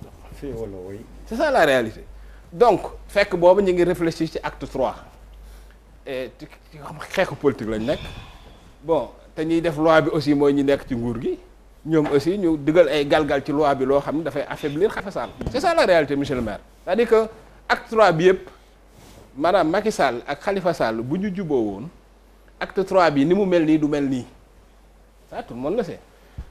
mais comme benn moment Khalifa Sall dafa basculer dans l'opposition ba yor pare yor pouvoir boo xam ne parce que yor 60 milliards tu comprends am capacité d'action boo xam ne yaa ngi yor capital ba pare capital bi en plus représenté poids boo xam ne ci poids électoral bu leneen ni kii boo ko tegee ci balance bi yëf yi day féete boor mais loolu problème politique dëgg la problème politique nag boo ko mën régler ci politique da nga koy régler ci loi c'est ça la réalité au fait donc techniquement tey mairie de Dakar ville de Dakar dañ ko vider ba nga xam ne dara desatu fa muy ville u Guédiawaye maanaam acte 3 bi li ville bi doon def yëpp dañ ko jël yóbbu ko ci commune yi léegi nag est-ce que dañu war a bàyyi léegi ville yi nii pour le symbole comme li soxna si wax pour l'histoire pas seulement non parce que ville daanaka amatuñu compétence tey boo xoolee Khalifa Sall sax wax na ko ba leer nekk rek acte 3 bi dañ ma bëgg a empêcher ma liggéey mënatuma liggéey je ne peux rien faire mais damay bañ damay xeex n'est-ce pas parce que li mu yoroon li ci ëpp léegi communes yi ñoo koy def léegi est-ce que non c'est une question que je pose est-ce que dañu war a bàyyi commune bi pour l'histoire maanaam symbole bi ñu koy gis wala est-ce que dañu war a revenir ak ci loi bi parce que aussi ville yi di exister rek pour exister amul sens loolu moom amul benn sens maanaam créer ay villes yoo xam ne day am ay fonctionnaires nit ñi dawal ay oto di jël ay salaire di yéeg di wàcc te liggéey ñu dara loolu aussi jariñul dara ñaar rek a mën a nekk soit ñu dellee villes yi seen compétence wala boog ville yi ñu jël leen tege nel ne leen parce que boo créé ville boo xam ne dara nekkatul ci biir loo xam ne amatuñu benn compétence géretuñu benn xaalis mënatuñoo def dara da ngay teg ville bi nii pour nit ñi di jël ay salaire rek di dawal ay oto di consommer ay carburant loolu amul sens bon bref décentralisation pour man Sénégal dama jàpp man sama xam-xam bu gàtt ni décentralisation amul Sénégal parce que maire yoo xam ne nii leen rek la ñuy xaar dotation bi leen état bi di jox ak maire yoo xam ni sax pour régler seeni problème li leen kii mooy jaay suuf si parce que loolu aussi mooy réalité bi tant que loolu la ñuy woowee décentralisation bañ a décentralisation moo ko gën man li ma gëm mooy tey bu ñu bëggee décentralisation am Sénégal dañuy dem ba au bout naka la ñuy demee au bout France li tax maire yi am doole dafa am ay parti l'impôt yu bari yoo xam ne nii lu takku la ñu ni maire bi lii yow yaa ko war a jël def ko ci sa commune mais état bi malheureusement tout l'impôt l'état daf ko centraliser li ñu bàyyil maire yi daanaka du dara waa léegi ngay def décentralisation boobu maire bi nekk fii yorul dara lu mu gérer mën dul jaay suuf si ak def clientélisme ak xaar fonds de dotation pour séddale ko waa léegi fan la affaire dem ak lan lay jariñ ça ne sert à rien donc bu ñu bëggee yi fi dem ñaar rek a mën a nekk parce que sinon dañuy naxante bàyyi ville yi pour bàyyi leen amul sens parce que acte 3 bii ni mu mel ku ko liir xam ni ville yi amatuñu benn statut ça n'existe plus amatuñu benn responsabilité amatuñu benn pouvoir léegi ñaar mën a am nga soppi loi bi jël li nga jële woon ci ville yi delloo leen ko wala boog nga xool ban statut ngay jox ville yi loolu rek fi mën a nekk li ci des nag globalement man li ma gëm mooy gox bu ne ñoo gën a xam seeni matti ñu ngi koy waxee seeni matti lal jàpp naa ni décentralisation ñu ngi koy wax bi ñu amee indépendance ba léegi mais bu ñu ko defoon réalité ba tey réew mi weesu na fii parce que réew yu avancé yëpp c'est la réalité quand même réew yu avancé yëpp développement mi ngi tàmbalee déjà ci gox-goxaan bi ci gox bi ci mairie bi ci département bi ba àgg ci biir bu fekkee ku nekk gox ba nga nekk defar nga ko réew mi day xëy suba rek baax mais Pape il faut ñu xam ni tant que man li ma gëm mooy tant que configuration politique bii ñu nekk mi ngi ci maanaam ñu nekk ci configuration boo xam ni dafa am benn tendance Khalifa Sall boo xam ne nii dafa nekk dans l'opposition radicale taxawee taxawaayu xëccoo réew mi déglu baax li ma la ak un Macky Sall au pouvoir ville yi moom même bu fekkee ni supprimer wuñ leen ville yi du ñu dox objectivement li may wax nii c'est au-delà du point de vue technique c'est la réalité politique maanaam xëccoo bi nga xam ni jamais xëccoo bi nga xam ne nii moo waral parce que xëccoo boobu bu amuloon xëccoo politique boobu bu amuloon jàpp naa ni même acte 3 bu dee am nii mu mel nii du ko mel. ok voilà bon elle n'est pas d'accord. une seconde ñoom ñaar. c'est-à-dire man li ma dama triste. c'est-à-dire adduna du intérêt. adduna dafa am essence. acte 3 bi mu amee dama bokk ci ñi demoon colloque Saint-Louis ak monsieur Diagne te Diagne léegi Amadou je pense bien pour ñu waxtaan ci j'avais fait juste un cri du cœur. pour wax ne c'est pas parce qu'on a généralisé ba ñëpp nekk ay communes que baax na. ñëpp yemuñu am na communes yoo xam ne mënuñu génnee 1 franc pour ñu am ressource te loolu moo tax de l'autre côté feneen foo xam ne décentralisation yokku na ko moo tax intercommunalité di am nit ñi di renforcente c'est-à-dire man nekkuma ci un calcul politique ou un calcul technique comme nu ko léegi Yérim waxee parce que loolu de c'est froid et c'est triste que décentralisation bañ a am objet au Sénégal ce n'est pas parce que le président Macky Sall ak monsieur le maire Khalifa Sall dañu nekk ci ay combat que ñuy jël textes yi loi yi article di ko bind mais dans 100 ans quand ils ne seront plus là qu'est-ce qui va rester dans notre pays ci seen combat ñun la ñuy tas suñu réew loolu lay bañ ñu waxee moo tax tey j'ai dit humainement et socialement que nous allons analyser cette question ce n'est pas une question de ku mën sa morom nga todd ko wala leen les villes ont leur essence elles ont leur sens et elles existent gis nga boo taajee sa boolu añ yow yaay sa doom bi lafañ bi day lekk kii yut day lekk kii naan ay pion day lekk kii sol xaftaan bi mel ne monsieur le maire mi jógee gaaya di sama sang day lekk donte moo joxe xaalis mais ñoom ñëpp ku ne benn kuddu bi ngay am di ko def loolu mooy adduna donc baal ma rek tuuti parce que là je suis choquée qu'une analyse aussi froide soit faite ci ville yi jël nañu rek seen essence nañ leen tas wartu ñoo nekk. mais yow tamit est-ce que nekkoo trop dans l'émotionnel. non li may indi mooy pourquoi on fait des lois. pourquoi on les fait pour le bien-être des populations. on ne les fait pas pour aller au pouvoir. c'est ça le problème c'est ce que je vais expliquer. dañuy def ay lois pour nit ñi dund bu baax. ni am jàmm ci li ñuy dund mais defuloo loi parce que yaa mën nit ki nga dóor ko sànq sama xalifa daf ma ni amoo décret boo yuuxoo mën naa am décret damay teg décret non. man xam naa ni ma ko xoolee sax xam naa ni moom mën ni ma ko xoolee ni moom mën ni ma ko gisee nii rek xam naa ni bu bëggee nit ma teg donc nekkuñ foofu madame le maire il faut ma am lu ma préciser. baal ma rek Yérim ma yeggale parce que man comme je dis je suis venue parler socialement je suis venue parler de l'humain je ne parle pas des intérêts politiques ça ne m'intéresse pas je ne parle pas de la force des uns qu'on met sur les autres j'ai vu comme Pape Djibi des villes épanouies yu dundee seen ressource terroir te man dama bëgg jigéen ba nekk ndeppe ñuy génnee jën mu di ko teraw di ko def keccax di jaay mu am loolu xam ni moom la am mais parce que ña indi jën yi bokkul ak ña koy teraw te bokkuñ sax fu ñu dëkk bu ñu defee réaliser ñoom li ñu bëgg ñoon jotuñu gis comme mur de Berlin la ñuy jël di ko tabax ci dëkk yi fekk dëkk yi dafa am lu leen boole woon ba pare et c'est ce qu'il a dit tout à l'heure dafa ne oui je comprends quand il y a cet aspect là et c'est ça que nous voulons sauver donc ki nga xam ne ni moo ko dégarniroon moom nañ bëgg mu delloo ko taxawaayam au lieu que de te ñoom dañu wax ni suñu paree mais je pense que c'est les coordinations waaw mais il faut ñu am lu ñu préciser non il faut ma am lu ma préciser der xam nga loolu li ma bëgg a leeral li ma bëgg a leeral non nekkul loolu c'est-à-dire non li ma bëgg a leeral moo tax bokkuñu li ñuy wax waaye buñ dugg c'est-à-dire dañu bokk li ñuy wax politique vous ne dites pas la même chose ça c'est vrai bokkuñu li ñuy wax c'est important pour l'histoire bokkuñu li ñuy wax kenn mënu ma gën a xam man mi nekk actrice à côté de Mbaye Jacques Diop kenn mënu ma gën a xam loolu fan la jógee nekk présidente de région bokk ci découpage bi en 96 nekk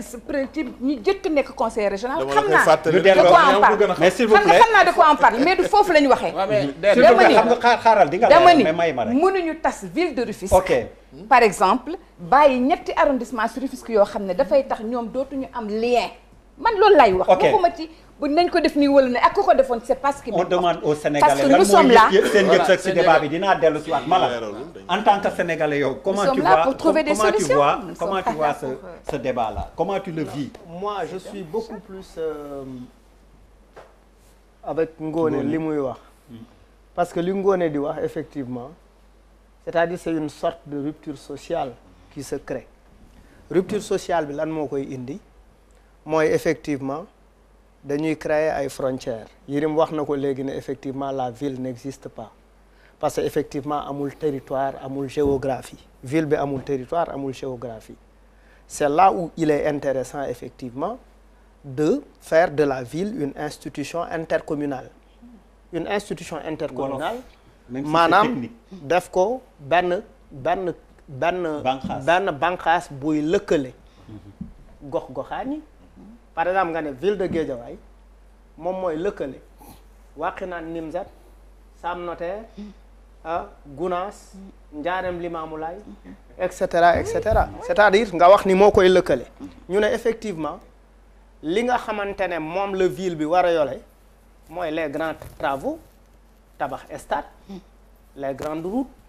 gérer les ordures ménagères et cetera et cetera li muy wax ci man tey bu ma jékki-jékkee nga ne ma on élimine Guédiawaye mon sentiment d'appartenance dama naan mais nan la demee nii c'est-à-dire je vais me retrouver maintenant sans Guédiawaye quoi c'est-à-dire je me sens exclu je sens qu'on m'arrache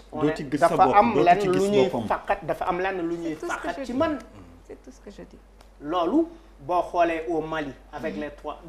Touaregs bokk na ci li indi crise bi problème bi boo xoolee au Rwanda bokk na effectivement ci li indi le regain du communautarisme il faut qu'on fasse attention c'est-à-dire on ne peut pas ñu dem élection ay sénégalais woote et les partis ceux qui votent pour les partis politiques sont moins représentatifs que ceux qui votent que les autres sénégalais qui votent parce que Bouba peut ne pas se réclamer d'un parti politique les Bouba et les autres ils sont plus nombreux que ceux qui se réclament des idéologies politiques léegi ay nit fal la wóolu la pour effectivement leur bien-être parce que li tax ñuy fal nit c'est parce que dañu yaakaar ni buñ la falee suñu dund dina soppeeku dinañ dund bu gën léegi ñu fal la nga exclure loolu après tu veux mettre des lois à côté il faut que quand même qu'on respecte le votant parce que ici ce qui se passe mooy effectivement kii voté ki nga xamante ne moom moo fal ki fi nekk ba mu permettre ko effectivement mu mun a teg ay lois et cetera parce que je ne peux pas comprendre pour man Omar Gueye mi trahiroon Omar Gueye il avait trahi Idrissa Seck on s'en souvient aujourd'hui il se retrouve avec Idrissa Seck et Omar Gueye il devrait se rappeler de cette délégation sociale délégation spéciale bi nga xamante ne à Sangalkam ci la Malick Ba deewee woon aujourd'hui il ne peut pas revenir indil ñu cette affaire parce que effectivement nekk par exemple le porte-parole sur cette affaire là wala mu nekk benn nit doo xamante ne moom mooy glisser affaire boobu pour nous mener dans ces situations. Mais c'est le ministre de la décentralisation. Oui je suis c'est lui qui est chargé de ça. Non mais je suis d'accord mais kii dafa am lu mu la wax lu am solo on ne peut pas délier la politique et l'humain man li ma d'accordul ci Sénégal aujourd'hui on est en train de nous dire que on peut se permettre tout en politique. C'est-à-dire où est-ce qu'on va c'est-à-dire où ana morale ana éthique et puis qu'est-ce que ça annonce qu'est-ce que Macky Sall fait avec ça pour quelqu'un qui a dit que je ne ferai pas un troisième mandat c'est-à-dire c'est comme si pour nous siffler dans notre oreille que il veut aller vers un troisième mandat. Quel rapport malade? Mais quel est le rapport mooy oui je suis faible parce que par exemple je te donne benn affaire bu très simple à Pikine président Macky Sall non même Abdou Khadre may ko benn affaire bu simple laa lay jox à Dakar ils ont énormément de problèmes dëgg la wala dëgg pour gagner Dakar non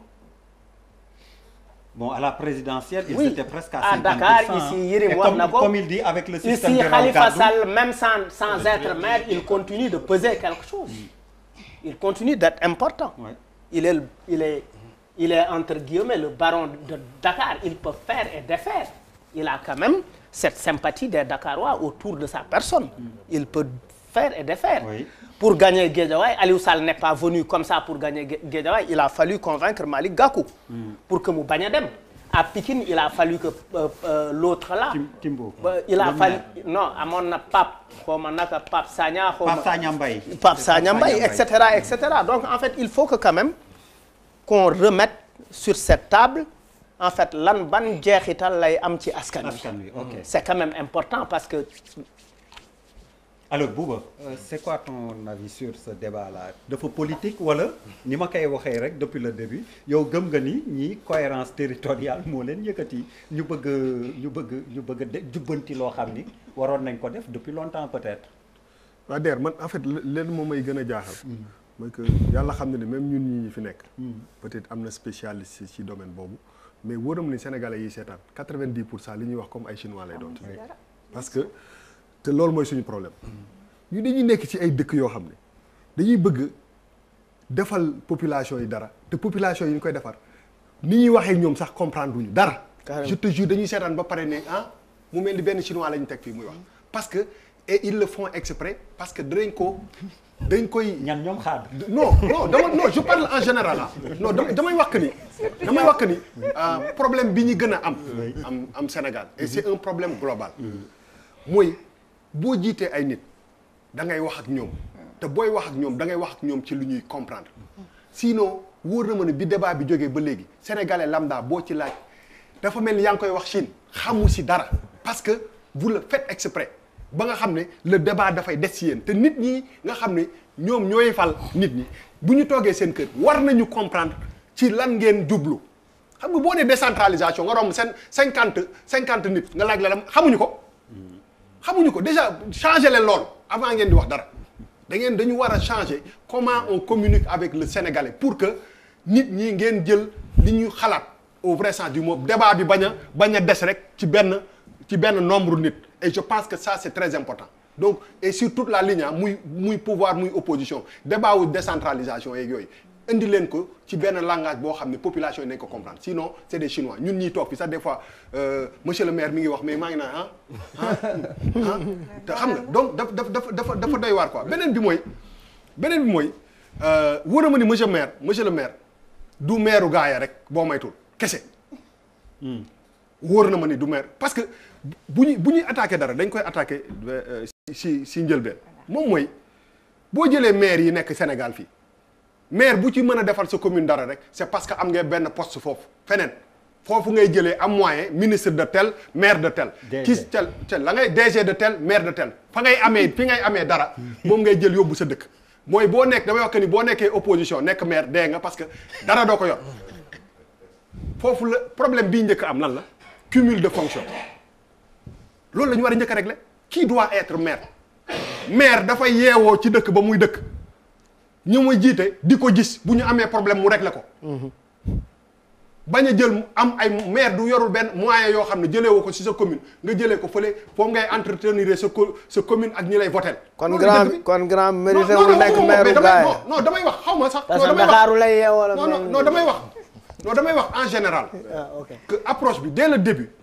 parce que bu ñuy wax ak nit ñi aussi buñ ñu nax quoi moom mooy que commune yi seen bopp ñu si gën a bëri maire ba leen di defal dara xam nañ ne xaalis boobu jógewul ci commune da ngay nekk fii yor ay moyens xam nga foo ko jëlee léegi commune bi di ci dund bu week-end nga dem sa bamba marché bu kii ñëwee nga ñëw tuur xaalis sa commune ba gars yi voté la loolu moom la ñu war a njëkk a dindi beneen bi moom mooy dëgg te ñu may seetaan ñëpp xam nañ dëgg la dañ waxante dëgg sama gars yi amuñu doole mais am na ay communes yu ndaw yoo xam ne seen maire parce que c'est un ministre de temps wala DG de temps yor budget yu rëy nga dem ci dëkk ba gis que ni moo fi def li moo fa def li te boo ko nee foo jëlee xaalis ba nga fa def mënu la ko wax mais ça pose problème donc ñun approche bi ci njëkk dañuy fausser yëpp mooy cumul de fonction bi il faut ñu waxante loolu est-ce que maire bi war na nekk ministre ba pare nekk maire est-ce que maire war na nekk DG ba pare c'est une question très importante parce que pour man ki mën a développer commune am dëggantaan mooy kii nga xam ne day basé wu ci ressources yi foofu di ko jéem a développer di def dara sinon affaire politique la ñuy indil beneen bi moom mooy que ci Afrique état yi dañu bëri doole te waruñu bëri doole man damay jël Dakar rek mais New York dëkk naa fa NYC mais boo ko bëggee dindi États-Unis mais gën nga amu États-Unis c'est sûr. New York City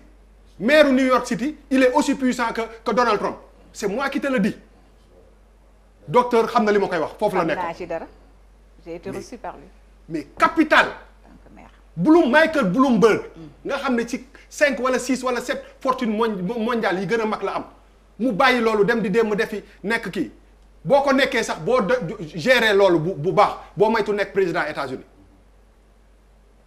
donc il faut que ñu comprendre que ni Dakar mais Yérim mais man d'accord ma comment on peut imaginer. ay relaaw na. waaw mais non mais parce que xam nga mais bàyyi ma ma teel non damay assumer. non mais damay assumer. ñëpp yemuñu de bu ñëpp yemoon am na yenn seen man bi ñëpp di wax damaa déglu de. waaw baal ma religieusement d'ailleurs bàyyi leen ma rek. waaw may leen ko wax balaa muy def comme bii passé. bàyyi ci musique bi arrêté woon nañ la mais bàyyi bii ma déroulé. waaw dama ne parce que quand je dis Dakar mooy capitalu Sénégal. On ne peut pas imaginer buñ ko mayu doole buñ ko wàññi amul benn acte bu état bu fi mun régime bu fi mënti nekk acte boo njëkk a posé la motivation principale mooy politique nan waxante dëgg avant tout acte yi gars yi di posé yëpp ay acte politique la fa ñuy toog bay calculer affaire yi def seen ay calcul ba xam bu ñu def jaaree fi def ti saa yi ñun duñ fa toog moom fa la monsieur le maire di ñëwee parce que bu toogee ba gars yi ne bon si on découpe ça on met ça on fait ci on affaiblit lii dugg na fi génn fi c'est la réalité donc mënuñu imaginer c'est pas une question politique question de souveraineté la mënuñu waxuma sax ñeneen ñi mais damay jël Dakar parce que mooy capitalu Sénégal tey jii nii am benn maire pour man am maireu Dakar bu am doole dafa baax ci démocratie non régime bu fi nekk daf ci baax il faut pas ñu suufee ku mu ci munti nekk muy Khalifa Sall ak muy Wade di nekk muy Ablaye Matar Diop ak muy mun ku fi nekk maire de Dakar dafa war a am doole dafa war a yore xaalis parce que tey jii nii kooku ni président Macky Sall di représenter Sénégal noonu la ko mën a représenter parce que capitalu Paris New York Tokyo mais c'est des yooyu ay symbole lañu ci dëkk yooyu mais ci Afrique rek ngay gis ñu koy even imaginer dafa dépasser vision wu benn spécialiste bu tudd Omar Gueye Dara mais fii rek ngay gis benn nit boo xam ne pendant 15 ans ou 20 ans mooy nekk ci la personne centrale buy décider lan moom mooy impacter suñu doom yeeg suñu sët yeeg ëllëg mais on peut pas imaginer que Dakar quel que soit man xam nga liiruma benn article xamuma lu waa ji wax lenn rek laa xam mooy que c'est inadmissible on ne peut pas avoir et Dakar rek laa jël yeneen yi pour te dire que c'est aussi important mais mënuñu imaginer ci 2020 bi ñuy imaginer ñuy jël Dakar di ko fragiliser quel que soit politiquement ki koy jiite te loolu logique xam nga des fois moo la boo leen convoqué terme technique yi rek da ngeen di jaxase nit yi lu yenu maanaa nañ leen wàcce débat bi nit ñi am perception bu leer lu yenu maanaa yenu na maanaa nan waxante dëgg mënuñu jël Dakar di ko Dakar moo ñu ëpp ñun ñëpp moo ëpp maire de Dakar moo ëpp président de la République moo ëpp Dakar c'est la capitale du Sénégal dafa war a am doole quel que soit ku fa nekk ku ko bëgg a jël na nga xeex politique mbapat ba jël ko mais Dakar bu ñu toogee naan yërëm nga boo nee Dakar dindi nañ ko lu mu am mais c'est extrêmement grave. mais dëgg la Bouba loi bi moo ko def. waaw mais moom laa lay wax ni dama ne quel que soit non yërëm damay daane rek quel que soit ku ko munti def dama ne la un Sénégal fort c'est un Dakar fort le maire de Dakar dafa war a nekk benn nit boo xam ne dafa war a autonome dafa war a peser ci état da ko war a bàyyi xel di ko ragal di ko seetlu bu ñu bëggee développer bu ñu bëggee bañee personnaliser affaire yi ci ay affaire parti ak appartenance politique nañ waxante dëgg Dakar moo sut politique moo sut APR sut PS sut ñeneen ñëpp nañ waxante dëgg te on ne peut pas être à Dakar et voir cette ville là ñu koy fragiliser c'est pas normal. Papis Diaw avant Papis Diaw. un mot rek pour préciser c'est important. Bouba c'est-à-dire il faut nga comprendre li ma wax dama ne la acte 3 de la décentralisation dafa ñëw li ville yi amoon yépp mu dindi ko loolu c'est pas un point de vue loi bi laa wax li mu def. soxna si. naam li nga wax mën naa ko comprendre xam nga bañ naa ko nee naa la pour l'histoire wala pour la culture parce que gis naa ni nit ñi mën nañ am benn attachement bi même Bouba bi may wax da ngay xam ni xol lay waxee donc am na ville yoo xam ne li muy symboliser moo tax mu am attachement mais xam nga man analyse politique laay def l'analyse par définition elle est froide analyse kenn du ko def ak xol analyse da nga koy def ci pour man ci xam-xam dafa am benn loi bu ñëw boo xam ni li maire de Dakar yoroon yëpp daf ko rocc dem jox ko communes yi communes 19 communes yi nekk ci Dakar tey mairie Dakar genre meuble kese la Bouba foofu loolu mooy réalité bi moo tax ma ne ñaari affaire rek moo mën a nekk soit la mairie Dakar yoroon ñu jom joxaat ko wala bokk mairie ville yi ñu dindi ko fi parce que créer ville boo xam ni symbole rek la amul sens nga fay def xaalis di fa def essence di fa def ay liggéeykat te dee jariñul dara. voilà donc pour man loolu léegi nag ci idée bi nga wax. man li nga wax absolument pas d'accord maanaam idée bi nga wax. que maire de Dakar dafa war a am lu mu représenter mais je suis d'accord à 1000% avec toi. pourquoi parce que capitale yépp li tax ñu am doole mais en même temps li muy représenter moo tax xeexu politique bi dafa metti parce que ku nekk maire capitale da ngay nekk président avec un peu d'effort. Chirac dafa jógee maire de Paris dem nekk président. enjeu boobu la Bouba loolu politique la. loolu c'est froideur la c'est-à-dire tant que maire Dakar déglu baax li ma la wax man politique laa lay wax mi ngi nekk ci beneen couleur politique bu dul couleur président de la République te ñoom ñaar jubóowuñu nguur gi dina def lu mu mën pour affaiblir Dakar parce que politique la maintenant sur le principe est-ce que Dakar dafa war a exister mais la preuve. non la preuve mais mënoo dëkk Dakar pas forcément affaibli parce que on a vu l'exemple en Turquie. Ouais. Erdogan ak sa mairie. Ouais. le maire d'Istanbul. Ouais. Mais il n'a pas changé les textes. mais mu xeex ko. Mais pas, il n'a pas touché les textes. def lu mu mën non non Il n'a pas touché les textes. Erdogan xoolal Erdogan il a fait tout ce qu'il a pu. Mais il n'a pas touché les textes. mënu ci dara waaw Là le texte quoi. Afrique. Il a fait revolter, on l'a rebattu et puis c'est reparti. Papis Afrique lañ nekk. dafa am ñaari affaire dafa am l'idéal li ngeen wax ni da ngay am l'idéal mooy li war a nekk. li war a nekk buuba mooy l'idéal ñëpp d'accord nañ ci. mais àdduna dafa am l'idéal et la réalité. maanaam lu war a nekk ak li nekk. li nekk tey mooy am na xeexu politique boo xam ne nii écoute-moi bien tant que xeexu politique boobu mi ngi am ñu nekk ci nguur gi lu ñu mën a def pour affaiblir Dakar dinañ ko def. ok mais loolu kenn Allez, compris la parole à Papis. loolu kenn sur le principe. La Dakar parole à ça Papis. doit être parce que Dakar mooy vitrine Sénégal. Là sur ce plan on est d'accord. La C'est-à-dire parole à plus Papis. un maire de Dakar est Yérim, puissant, c'est la mieux c'est pour le Sénégal. La la preuve parole. bi ñuy dem Jërëjëf. signer ji pour les Jeux Voilà. Olympiques c'était C'était le maire de Wardini, Dakar. Macky Voilà. Sall et le président du Du CIO, voilà. Knoss Diagne Ndiaye. Voilà. Eh bien ñoom ñett ñoo dem taxawal Sénégal. damay dégg décentralisation ci débat bi ça revient. Pour une fois j'ai pensé au président Diouf. C'est lui le promoteur de la décentralisation.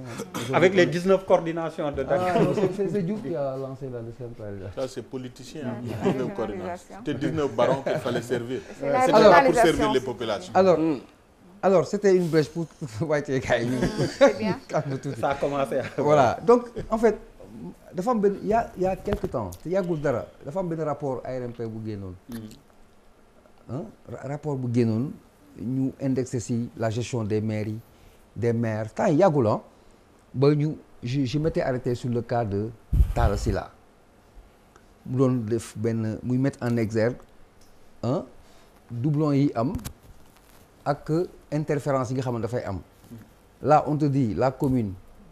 voilà où s'arrêtent ses prérogatives et ses potentialités fait ville bi fait la war a yem Talla Sylla wax joxe benn argumentaire moi ça m'avait beaucoup marqué et j'avais dit ce jour-là j'avais répété encore que il faut ñu xoolaat yenn affaires yi parce que li mu wax argumentaire dafa dëgër en disant que mënoo nekk dans un pays qui s'appelle le Sénégal ngay gérer benn institution bu am un temps soit peu même bu fekkee 100 francs la ay situation di am doo def social doo dimbali nit je sais pas si vous comprenez c'est Bien vrai sûr. mënoo nekk am ay néew di doole ñoo xam ne amuñu par exemple ouverture ñëw ñoo xam ne boo leen jàppalewul seen doom du dem école quand la commune wala la ville quel que soit man les noms ne m'intéressent pas man c'est l'efficacité qui m'intéresse bu fekkee amoon luñu mais ban njëriñ lañu fa am y a des trucs basiques comme je les appelle c'est des choses basiques mais loolu dafay andiwaat li tax ñuy soupçonner que y a des mais oui y en a parce que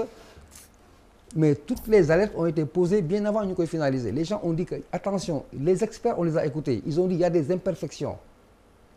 par anticipation on va aller vers des problèmes bu fekkee lii la continuer les gens ne se sont pas arrêtés maintenant la question qui se pose qui s'impose à nous tous aujourd'hui quand on est neutre bien sûr mooy pourquoi subitement dans ce contexte on le fait pourquoi subitement dans ce contexte moi si j'avais la réponse man je serais beaucoup plus à l'aise benn affaire oui je suis preneur benn affaire mooy finalité bi rek moo ci am solo pour man c'est-à-dire il faut pas qu'on soit dans l'émotion également et que dëkk àdduna dafay avancer ce qui existait il y a 50 ans mënul nekk aujourd'hui wala lu ci wàññeeku dafay bari en d'autres termes il faut ñu am benn consensus qu'on comprenne qu'est-ce qu'on veut réellement est-ce que c'est un développement global ou un développement de segments. Non, je ne dis pas que tu n'es pas obligé d'accord. Continue. Non, mais... Non, mais... fu Papis dëkk boobu. Guédiawaye. Guédiawaye. Papis continue. chaque mois mu toxu. Papis Papis y aller. Xam nga Papis c'est très grave. Il tente d'être SDF. Nee na chaque mois nga tuxu. Vive mon indépendance. Allez, on laisse terminer. Vive ma liberté. Alors, man li ma bëgg a xam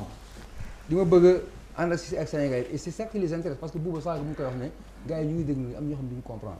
Moi je fais partie de ces gens-là parce que les gens créent des lois et nous on les subit on n'est pas concepteur de loi et tout moo tax ma ne la finalité moo ñu amal solo ñun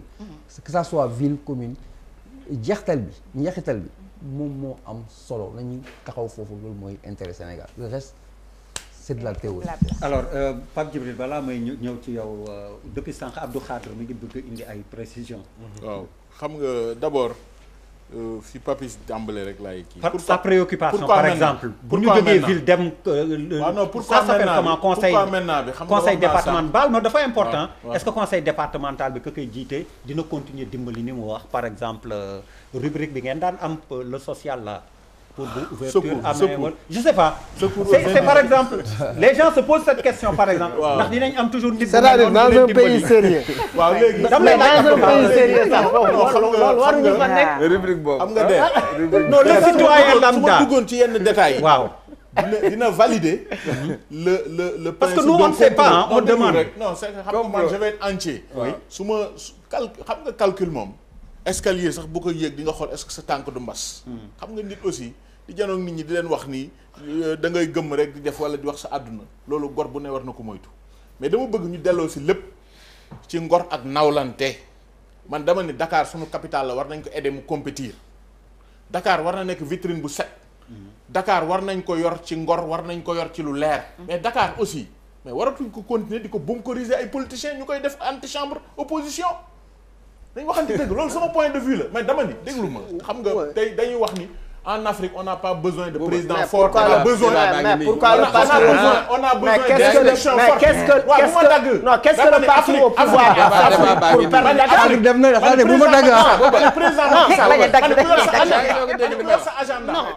agenda waaw dégloo rek ma teer waaw boo ma dégloo rek ma teer comme suñu mbokk gendarien yi lu ñuy wax yor sa agenda pour nekk président na nga ko organiser te nawloog Sénégalais président Macky Sall nekk na président te maire Kaffrine maire Fatick la nekkoon non il faut pas que boo nekkee Dakar. non mais après avoir été malal da ngay déglu après avoir été malal président de l'Assemblée nationale. mani c'est sa trajectoire etc. mani c'est sa trajectoire Emmanuel Macron nekk na président France te nekkul maire Paris. Michael Bloomberg yor Bloomberg propriété nekk ci milliardaires yi gën a. il n'a même jamais eu de poste électif Macron nekkagul sax qualifié gul sax ci seen primaire yi pour nekk un candidat. donc xam nga. gis nga nit ñi yu bari dañuy dem bañ def hors sujet mais c'est-à-dire su amee amalgame tey man d'accord naa ci li Bouba wax cumul de fonction warul am. maire bu nekk dañ ko war a delloo ay ressources am ak daywaayam mu toog fa di toppatoo nit ñi. bu loolu amagul nooy def da ngay décréter révolution wala da ngay yor ay armes di xeex. déedéet. da ngay wut ay avancées progressives di dem. donc bu fekkee mooy sa conviction bu fekkee dama bëgg rek de la même manière leen arrangé de la même manière Dakar war na compétir. aujourd'hui Dakar cosaan fu mu yemoon ku ko xam fii frontière Dakar cosaan ñu ngi wax Dakar ku nekk naan man nangam man frontière Waalo fu mu yemoon xam am naa une idée mais xaw ma ko tey. Waalo du Dakar c'est-à-dire li ma bëgg mooy. Koungheul pour man Koungheul c'est aussi important parce que c'est l'humain si on parle de l'humain non dama la fépp fu doomu aadama am il a droit à sa dignité quand on parle d'équité territoriale lan laa leen doon wax ñu ne c'est trop technique xam nga décentralisation mooy lan mooy principe de subsidiarité maanaam état dafa sore trop tey am na problème boo xam bu amee géejawaay ñu dëkk géejawaay dëkk ci quartier bi ñoo ko war a mën waxtaanee pencoo ko nu mu rafetee defee ko bu ëllëgee bu ñu joxee seen maire mbir bu dee Abdou Khadre la bu monsieur am oto avant ñu koy jox maire yi xam nañu bu amul xam nañu bu fi daan faj bu mu gàcce nekk dans le privé di ñàkk xam nañu bu amul xam nañu bu ëllëgee bu fa dellu siwaatee di leen wax donc c'est-à-dire la gestion de proximité par essence et boo demee partout dans le monde madame le ministre xam na ko dem na ba Brésil ak yépp le mouvement municipal a pris progressivement le pouvoir parce que à chaque fois développement bu jógee par la base up down et cetera xam nañ toutes ces théories là donc lu ëpp solo man li ma wax su ma ko waxee dama tënk parce que waxtaan bi ku nekk ci am cër dama ne sànq man boo déggee ma ni bu ma ñëwee tey ku décréter de façon péremptoire ni lii lay am waxeewu ma ko ci dañ la jox doole nit ñi jiite leen taxul nga moom leen président dañ ko fal jox ko ñun ñoo ko jox suñu doole am na gis-gisam gis-gis boobu moo tax ñu fal ko falaat ko dama ne liñ ko falaatee nañ ko ci nawlante jox ko benn présomption ñi nekk opposition wala am yeneen gis-gis am nañ seen xalaat question bu mel ni décentralisation dafa am solo su teewee suñ la woowee yow nga ne doo ñëw ci table négociation bi par presse interposée nga ñuy wax sa xalaat mais nan la dialogue di am moo tax sànq ci njalbeen ma ne tey bu fekkee am na ay dëkku cosaan am na ñu am histoire am na ñu am culture am na ñu am vécu nañu waxtaan tenir compte de ces réalités mu am une sensibilité humaine ñu gérer parce que réew dañ koy tabax ci cohésion mais cohésion boobu pour ñu tabax ko nag doo ñëw man décrétellement yow mi féete fale ni réew mi dafa am Mamadou ak Mamadi mooy Dakar war nañ ko dimbali mu compétir l'arbre ne doit pas cacher la forêt on parle de 5 villes wax naa taarixu dëkk yi nga xam ñoo njëkk nekk commune Dakar njëkk nekk commune Rufisque mais capitale lu tax mu am Dakar dañ ko fi samp bi ñuy changé capitale bi jëlee ko Ndar mbokk Guet Ndar yi président Senghor daf ni yéen waa Guet Ndar lu ma leen wax war ngeen ko gëm ndax bi ma leen waxee damay jël capitale bi yóbbu ko Dakar gëm ngeen ko mais xeer yi jalaañoo nit ñi sànni ko non dama leen wax c'est-à-dire aussi tey Guédiawaye ñu ngi koy wax mais Guédiawaye amagul 50 ans 70 ans am ay dëkk yu am ay 200 ans. mais c'est vrai que Guédiawaye am na 50 ans. oui mais Guédiawaye ak Dakar aussi bokk Guédiawaye am na 50 ans ndax yéen da ngeen di wax pas diw ma nekkandoo woon Rebeuss fii la ñu toxal. Guédiawaye am na 53 ans. donc dama wax bu ñu xeebal kenn nag. man xam nga léegi nag pour respecter ñëpp. dama ni parce que position bu may wax ci biir néeg ak instance samay nawle maire ak pour ñu dama ni nañu ku nekk ndax bu ñëpp yemee am ku gedd sa cër. ndax on ne choisit pas sa géographie te Dakar yàlla moo fi créé ay circonstances ba nit ñi ñëw fi tey capitale bi day changer suivant les périodes Diamniadio am na lu fay xew màggal bu amee ñëpp dañ naan capitale bi Touba la gàmmu bu amee ñëpp ne capitale bi fële la peuple donc le leadership pour man territorial il est situationnel il n'est pas statique en fonction non yaa ngi wax yéen mais nangul leen ko xam naa si c'est trop technique pas d'accord ne nangul leen ko comme buuba naa ko wàccee mais pourquoi période bii rek fa laa yem pourquoi période bii parce que j'ai un patron la publicité phasage réforme bi la réforme Papis bàyyi ko non Papis il a le droit de le dire. leadership il est situationnel il n'est pas statique yow tey sa benn employé da ngay ñëw fii di ko commander nga dem mu defal la beneen cours nga dem beneen classe def cours du soir mu nekk sa prof. on parle de Dakar man je parle de leadership. non mais sérieux pas que de Dakar. léegi pour terminer vraiment pour terminer période bi réforme bi dañ ko phasé woon parce que acteurs yëpp a waxoon que 2013 comme nii dañu respecter le calendrier républicain bi ñu ne dañuy respecter le calendrier républicain incohérence territoriale ak lisibilité des échelles de gouvernance c'est toujours passionnant koo laal sa dëkk mu yuux koo wax mu yuux kenn xamul la da ngay wax wolof expliquer nit ñi. waaw incohérence territoriale pare na voilà yéen ñu prolongé mooy maanaam ay France ak yooyu day am plus de 32 000 communes ñu am ñoom ñëpp ay patrimoine am ressource mais problème bi fii man dama d'accord ci li Yérim wax commune yu amul moyen moom zéro ñooy yam mais comment non zéro ñoo yam donc dañu war a renforcer communes yi donc pour renforcer leen la ressource foncière elle est importante maire warul am vocation jaay suuf maire war na mën a monter des projets innovants yu attirer investissement ci commune mais bu jaayee suuf jàdd na et nous on l'a dénoncé on a dit qu'on ne sera jamais solidaire à des maires yu def du bradage foncier donc man foofu laa bëggoon ñu recentrer pourquoi léegi nag parce que élection buy am c'est des séquences ñu ngi waaj a demaat élection da nga waroon daaneel dañu war a def les réformes yi ñu war a def après l'évaluation de la première phase de mise en œuvre de l'acte 3 soog a demaat élection parce que soo demee en mi-mandat bëgg changer ay textes il faut que les règles du jeu soient connues avant le jeu et les règles du jeu ne peut pas être changé au cours du jeu. C'est ça la préoccupation. En tout cas ñun en tant qu'acteur loolu mooy suñu préoccupation. lenn daal bëgg naa nga xam ko sénégalais yi lay seetaan li nga fi wax yëpp comprendre ruñu ci absolument dara. loolu sax Pape Djibril je passe un contrat avec toi 2 minutes publicité s'il te plaît. doo faare mi si du ma ci xam dara. s'il te plaît 2 minutes Pape Djibril man je passe un contrat avec s'il vous plaît un contrat en direct. monsieur le maire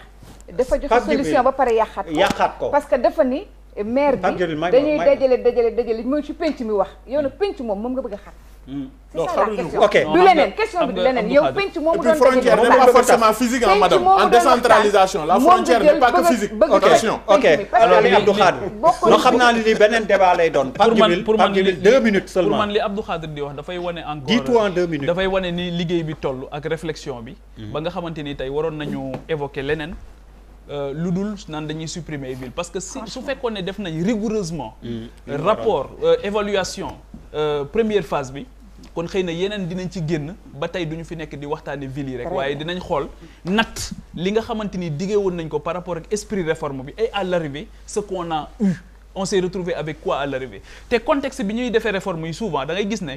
mooy tax mënuñoo fexe ba du ñu jàpp ne politique am na ci 2013 la ñu ko def parce que boobu équation 2014 amoon na. ñoo ngi nii kenn xamul dans une démocratie normale xam nañ ne la valeur de l'information elle est importante ñoo ngi dem ci élection locale kenn xamul date bi kañ la kenn mënta pare te da nga koy waajal boo ciy dem. kenn mënul pare ce qui se passe avec la mairie de Dakar. pour revenir on dit fin 2021. ce qui se passe avec la mairie de Dakar mooy je pense que li ñu leen teg. honoré wul kenn déjà parce que ce qui manque à notre démocratie pour man c'est l'élégance mooy manquer souvent entre les acteurs yëpp nag aussi bien l'opposition comme le pouvoir mais aussi bien les autres plages de confiance yi nga xam ne dafa war a am dans une république Abdoulaye dafa wax Khalifa Sall ne ko travaille autant pour moi